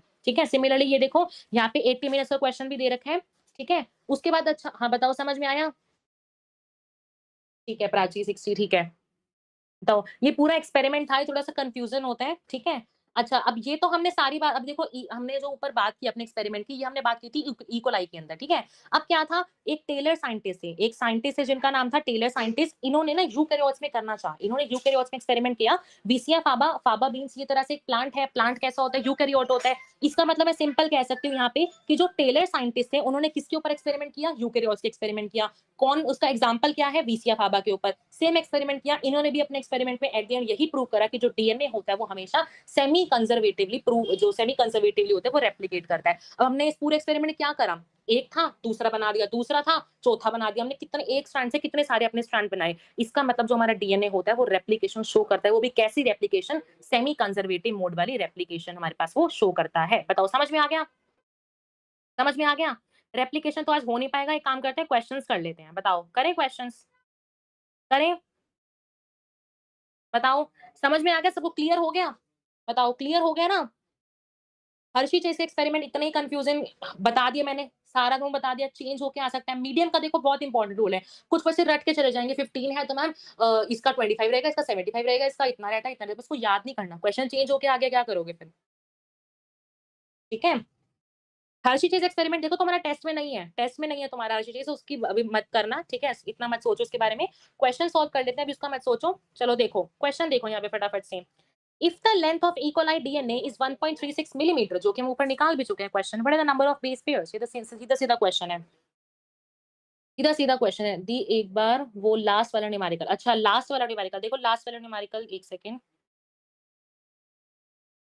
हाँ, देखो लास्ट वाला न्यूमेरिकल किसने पूछा? डोरामी ने। हाँ, देखो डोरामी, मैंने क्या बताया ऊपर, अगर आपको याद हो, मैंने आपको 60 मिनट्स का करके बताया था। यहाँ पे देखो मैंने आपको 60 मिनट्स वाला करके बताया था। हमने क्या स्टडी किया था 60 मिनट्स में? मैंने देखो 6 मेरे पास लाइट आए थे और 2 मेरे पास क्या आए थे? मेरे पास हाइब्रिड आए थे। 6 लाइट आए थे, मेरे पास 2 थे, मेरे पास हाइब्रिड आए थे। ये कब था? जब हमने 1 ई कोलाई का लिया। ये कब हमने बात करी? जब हमने 1 ई कोलाई की बात करी। क्वेश्चन में क्या दे रखा है? 10 ई कोलाई। क्वेश्चन में दे रखा है 10 ई कोलाई हमने लिया है। 10 इकोलाई, अगर एक इकोलाई जो है मेरे पास 6 मेरे को लाइट दे रहा है, क्योंकि क्वेश्चन में क्या पूछा है मेरे पास? Completely free from N15, that means मेरे पास N14 14 की बात होगी ना, N14 14 की बात कर रहे हैं। तो अगर मेरे पास 1 6 दे रहा है तो मेरे पास 10 कितने देंगे? 60 देंगे ना। बताओ समझ में आया? डोरा में बताओ। लास्ट क्लास में question RNA function as, RNA function, हाँ, उसका ऑल ऑफ दिस है, अडैप्टर वगैरह यही ऑप्शन थे ना उसके, हाँ, उसका आंसर वही था। हाँ, अच्छा मुझे एक और क्वेश्चन बताना था, जो मैं तुम्हें लास्ट क्लास में क्वेश्चन बताया था ना, वो आएगा 135 वाला, वो नहीं दिया, ठीक है? वो नहीं दिया, उसकी जगह मैं चलो एक और बता दूँगी, लेकिन वो नहीं दिया क्योंकि वो जब टेस्ट दिया, वो टेस्ट ऑलरेडी मैं प्रिपेयर करके दे चुकी थी, ठीक है? वो टेस्ट ऑलरेडी दे चुकी थी, उसके अलावा एक और क्वेश्चन बताऊँगी, उसकी तुम चिंता मत करो, ठीक है? कभी तुम बाद में गालियाँ दो कि दिया नहीं। ठीक है, चलो देखो, if the length of DNA is 1.3, अच्छा ये तो तुम्हारा हो गया होगा ना, ये तुम्हारा क्वेश्चन हो गया होगा ना 4.6, ये तो हमने ऊपर अपना फॉर्मूला याद है ना, लेंथ को कैसे निकालते हैं? Number of base pairs into में the distance between the 2 base pairs, ठीक है? अच्छा ये बताओ हिस्टोन कैसे होते हैं? हिस्टोन कैसे होते हैं? बताओ फटाफट से, हिस्टोन्स कैसे होते हैं? आंसर बताओ आंसर।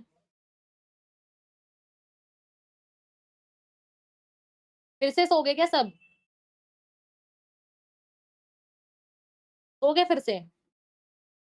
क्लास के बाद सो जाना, लास्ट बता दो।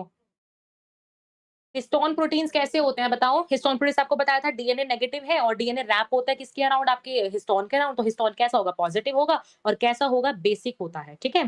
तुम तो सो गए, मैंने बता दिया। चलो देखो नेक्स्ट देखो, Hershey experiment was performed in which year and which genetic material was confirm? किस जेनेटिक मटेरियल को कंफर्म कर दिया गया था? डीएनए को कंफर्म किया था कौन से ईयर में? 1952 में। तो आपका आंसर आंसर हो जाएगा यहाँ पे ऑप्शन नंबर सी, ठीक है? नेक्स्ट देखो, Hershey Chase experiment, 2 sets of bacteriophage were grown in radio active medium containing, बताओ। अच्छा हाँ, मैं तुम्हें एक क्वेश्चन बताना भूल गई थी, जो चलेगी उनको जाने दो, मैं तुम्हें एक क्वेश्चन बताना भूल गई थी, यहाँ पे देखो, स्टार्टिंग में बताना भूल गई थी। ये देखो, अगर मान लो मैं तुम्हें बोलूँ कि तुम्हारे पास, मान लो मैंने बोला, मान लो मेरे पास 4 किलो बेस पेयर्स हैं, क्वेश्चन ध्यान से सुन लो। अगर मान लो तुम्हारे पास 4 किलो बेस पेयर्स हैं, तो मेरे पास, और अगर मान लो मेरे पास एडेनिन जो है वो 70 है, 70 मेरे पास एडेनिन है, तो मेरे पास थाइमिन कितने होंगे? अगर मान लो मेरे पास 4 किलो बेस पेयर्स हैं, 700 है मान लो, तो मेरे पास थाइमिन कितने होंगे? तुम इसको कैसे करोगे? 4 किलो बेस पेयर्स पूरे, इसका मतलब टोटल मेरे पास, किलो का मतलब 4000 हो गया ना, इसका मतलब मेरे पास टोटल कितने हैं? 4000 है, उसमें से एडेनाइन मेरे पास 700 है, फिर तुम थाइमिन वहां से अपना निकाल सकते हो, आसानी से निकाल सकते। सॉरी, अगर मैं आपसे साइटोसिन पूछूं, थाइमिन तो तुम्हारा आ जाएगा, साइटोसिन पूछूं अगर, ठीक है? तो बस किलो बेस पेयर्स को, इसको ध्यान रखना, किलो बेस पेयर्स को खुद तुम्हें ट्रांसलेट करना पड़ता है, ठीक है? चलो नेक्स्ट क्वेश्चन देखो, बताओ। और आइडिया दे दे, आइडिया जो मैं बता रही थी क्वेश्चन का, वो यही जो स्टार्टिंग में न्यूमेरिकल्स की है वहां से है क्वेश्चन, ठीक है? चलो नेक्स्ट देखो, हर्षी चेज एक्सपेरिमेंट, हाँ बताओ, इसमें हमने कौन से लिए थे अपने नंबर, कौन से 2 आइसोटॉप्स लिए थे? फास्फोरस और सल्फर। फास्फोरस कौन सा था? 32, और सल्फर कौन सा था? 35। चलो बताओ इसका वाला 61 का बताओ, which base makes DNA more stable then RNA? कौन सा ऐसा बेस होता है जो कि, कौन किस बेस की ऐसी प्रेजेंस होती है जो कि दूसरे आरएनए को नेग्लेक्ट कर देती है और डीएनए को बेसिकली ज्यादा स्टेबल बना देती है? कौन सा ऐसा बेस होता है? क्या नाम होता है उस बेस का? देखो ग्वानिन, साइटोसिन तो आपके पास डीएनए में भी होता है, आरएनए में भी होता है। यूरासिल होता है आरएनए के अंदर इन प्लेस ऑफ डीएनए। तो इसका आंसर यहाँ पे हो जाएगा थाइमिन। थाइमिन का दूसरा नाम होता है 5 मेथाइल यूरेसिल। थाइमिन का दूसरा नाम भी होता है 5 मेथाइल यूरेसिल। ठीक है? अच्छा यहाँ देखो thymine is present in DNA. चलो इसका आंसर तुम कमेंट्स में बताना, ठीक है? यहाँ पे ऑप्शन वाले क्वेश्चन्स है, इसका आंसर कमेंट्स में, ठीक है? और 80 मिनट्स वाला भी, 80 मिनट्स के बाद क्या प्रोबेबिलिटी होगी, उसका आंसर भी, ठीक है? यहाँ देखो next question, which molecule is preferred for transmission. अभी ऊपर 2 लाइन्स बताई थी कौन सा ट्रांसमिशन के लिए रिस्पांसिबल होता है। तो ट्रांसमिशन के लिए कौन सा होता है, आरएनए। और स्टोरेज अगर आपको करनी है जेनेटिक इन्फॉर्मेशन की, तब कौन सा रिस्पांसिबल होता है आपके पास, डीएनए। ठीक है? अब देखो next, what is which is the first genetic material. कौन सा फर्स्ट जेनेटिक मटेरियल था। देखो फर्स्ट जेनेटिक मटेरियल जो है आपके पास आरएनए था। आरएनए में ही मॉडिफिकेशंस हो के डीएनए बना, फिर डीएनए से जो था प्रोटीन के बारे में जो थी बातें आई। लेकिन सबसे पहला जेनेटिक मटेरियल जो था वो होता है हमारा आरएनए। ठीक है? This is a direct question. Next देखो, DNA replicate semi conservatively was first observed in. किसमें सबसे पहले ऑब्जर्व किया गया था, इकोलाई के अंदर। हमने मेसेल्सन स्टाइल एक्सपेरिमेंट पूरा किसके ऊपर किया, इकोलाई के अंदर ना, तो इसलिए। ठीक है? नेक्स्ट देखो, Meselson style experiment separated the two strands after 20 minutes. 20 minutes के बाद बाय विच टेक्निक, किस टेक्निक से, किस टेक्निक, कौन सी टेक्निक हमने लगाई थी जब हमने पूरा 20 मिनट्स के बाद पूरा एक्सपेरिमेंट किया था। बताओ किस एक्सपेरिमेंट, क्या हमने चीज की थी, बताओ। हमने ट्रांस वहां पे क्या किया था अपना, डेंसिटी ग्रेडिएंट सेंट्रीफ्यूगेशन लगाया था, जिसकी मदद से हम सारी चीजें जो थी वो हम सेपरेट कर पाए थे। ठीक है? नेक्स्ट देखो, what made possible to Watson and Crick to know about double helix structure of DNA. क्या चीज थी जो कि पॉसिबल कर पाई कि उनको डबल हेलिक्स मॉडल पता लगाने के लिए। बैकबोन जो थी वो शुगर फॉस्फेट की बनी होती है। Discovery of compound microscope based on X-ray diffraction that was made by, X-ray diffraction किसने की थी, विल्किंस और फ्रैंकलिन ने की थी। तो ये भी आपका, यही आपका जो है आंसर हो जाएगा। ठीक है? नेक्स्ट क्वेश्चन देखो, distance between the two base pairs कितना होता था, 0.34 नैनोमीटर का लेंथ। अच्छा ये क्वेश्चन जो थे वो प्रीवियस वाले लेक्चर के थे। ये लास्ट 2 क्वेश्चन तुमने तो किए नहीं, मैं ही बता देती हूँ इसके आंसर। तुमने तो किसी ने किए नहीं, जागृति अभिलिप्सा को छोड़ के। लेंथ ऑफ डीएनए मॉलिक्यूल किससे डिटरमाइन होती थी, लेंथ ऑफ न्यूक्लियोटाइड। जितने तुम्हारे न्यूक्लियोटाइड जो है वो जुड़ते जाएंगे, उतनी तुम्हारी लेंथ ऑफ डीएनए बढ़ती जाएगी। मान लो 10 है तो 10 बेस, 10 न्यूक्लियोटाइड की जो आपकी जो लेंथ हो जाएगी, है ना। तो मेरा आंसर यहाँ पे हो जाएगा number of nucleotide, number of base pairs, number of uracil. बताओ आंसर क्यों नहीं बता रहे तुम।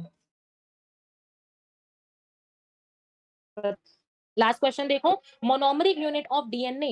मोनोमरिक यूनिट, कितने हमारे मोनोमरिक, मोनोमरिक यूनिट डीएनए की क्या होती थी, डी ऑक्साई राइबो न्यूक्लियोटाइड। न्यूक्लियोसाइड नहीं, न्यूक्लियोटाइड। न्यूक्लियोसाइड तो एक होता था ना, न्यूक्लियोटाइड जो होता था वो हमारे पास क्या होता है, मोनोमरिक यूनिट होती है एक डीएनए की। ठीक है?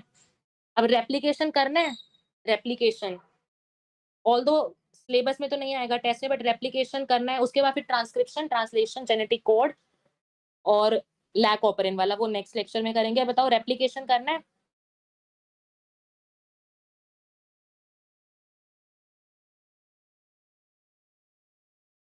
अच्छा आंसर बताया था, ठीक है, वो अब आए हैं कमेंट्स तुम्हारे। बताओ रेप्लिकेशन, रेप्लिकेशन फिर ट्रांसक्रिप्शन, ट्रांसलेशन, जेनेटिक कोड और लैक ऑपरेंट, फिर लास्ट में डीएनए फिंगरप्रिंटिंग, फिर चैप्टर खत्म हो जाएगा पूरा।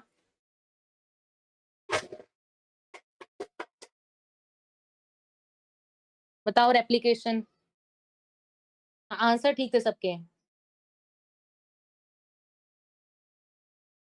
रेप्लिकेशन, हाँ टेस्ट में तो आरएनए वर्ल्ड, मतलब टेस्ट में तो मेसेंसर स्टार एक्सपेरिमेंट भी नहीं आएगा, लेकिन फिर भी करा दिया, ठीक है, क्योंकि एक्सपेरिमेंट सारे आज ही करने थे। टेस्ट में तो आरएनए वर्ल्ड से पहले या फिर सिंपली आरएनए वर्ल्ड जितना हमारा उससे पहले टॉपिक बचता है, जितने भी एक्सपेरिमेंट बाकी के बैक्टीरियोफाज वाले वो सब तो आएंगे। ठीक है?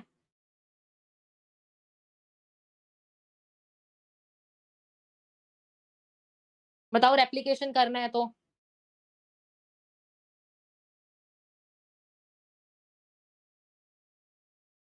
रेप्लिकेशन का बताओ। अच्छा नेक्स्ट क्लास में, चलो ठीक है, रेप्लिकेशन फिर नेक्स्ट क्लास में कर लेंगे। जो कमेंट्स में बोला है वो करके जाना। ठीक है? सारे क्वेश्चन, 2 क्वेश्चन दिए 80 मिनट्स के बाद जनरेशन का, फिर वो बताओगे पूरी प्रोबेबिलिटी, और उसके बाद जो क्वेश्चन बोला है वो। ठीक है? उसके बाद फिर हम नेक्स्ट लेक्चर में हमारा रेप्लिकेशन ट्रांसक्रिप्शन करेंगे। ठीक है? ठीक है लीजा, नेक्स्ट लेक्चर कमेंट्स में सबका चाहिए। ठीक है? फिर देखना, वरना सर मैम पे आ जाऊंगी मैं फिर। ठीक है? चलो ठीक है, तो आज हमारा इतना ही था। चलो अब तुम ली, अच्छा 3 लेक्चर्स, देखो वैसे 2 लेक्चर्स में हो जाना चाहिए, बट अगर लगा तो फिर हाँ 1 एक्स्ट्रा लेक्चर लग सकता है, क्योंकि रेप्लिकेशन अगर आज हो जाता तो फिर 2 लेक्चर्स और बचते, बट कोई बात नहीं फिर। ठीक है, तो तुम लीव कर सकते हो। ओके।